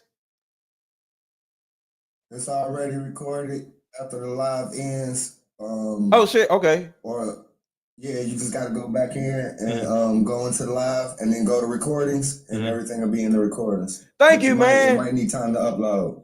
That's what's up. Thank you. No I problem. appreciate you. I appreciate you. I'm learning. Later, bro. All right, y'all have a good rest of y'all day. That's what's up, man. Yeah, man. The birthday boy. Shout out to RBM's Through the Fire podcast. Side note, have you been made aware of Kendra G shaming a man who was essayed by a woman who stole his man juice? No. No. I'll look into that. I don't really care about Kendra G. Kendra G is like a bum, so I don't really care too much about Kendra G. So it's probably not worth it, because anybody who goes on Kendra G's show after realizing that Kendra G is a bum, they're bums too. So I don't really know, but I'll look into it. But most likely I ain't gonna say nothing about it because I don't really deal with bums. But I'm out. I'm about to get me something to eat. Y'all have a good rest of y'all day. And before y'all leave, make sure to buy my Deeper Discussions card game. It goes card game, Deeper Discussions, and I brought it out during a holiday party that I was having at my house. And within 1 hour of playing this game, I had 2 grown men in my living room crying. And they were being very open, honest, transparent. It was almost like it offered them a therapy session. And they could say things and express things that they hadn't been able to before. And I thought that was awesome. To this day, I am friends with one of the guy's girlfriends, and she attributes the improvement in their relationship to us having that moment. And the moment was caused by the card game. But really, what the card game does is create the context for these real, authentic conversations to happen. Like, the name of the card game really is what happens, Deeper Discussions. So now, if I'm dating someone, if we're on the phone, I tell them, hey, I'm gonna pull out these cards, answer these questions, yada yada, we get to it. And it does unlock more things that, you know, one wouldn't normally uncover in day. And October 3074 said there are vegan cakes. Yes, there are. I love vegan cakes. I dated a couple of vegan women and I ate their vegan cakes. And yes, vegan women have the best vegan cakes. So I totally agree with you, October 3074. I love vegans. When they fart, their fart don't even stink. So yeah, I love vegan cakes. I'll open up them cakes and just, because they butts don't be stinking because all they eat is vegetables and shit. So yeah, I love me some vegan cakes. So yeah, shout out to the vegan women. So yes, I love the vegan cakes. October 3074, what you know about vegan cakes? I'm confused. So yeah, I love vegan cakes. So let's see. Oh, I made some money off my TikTok live. That's what's up. Oh, here it is right here.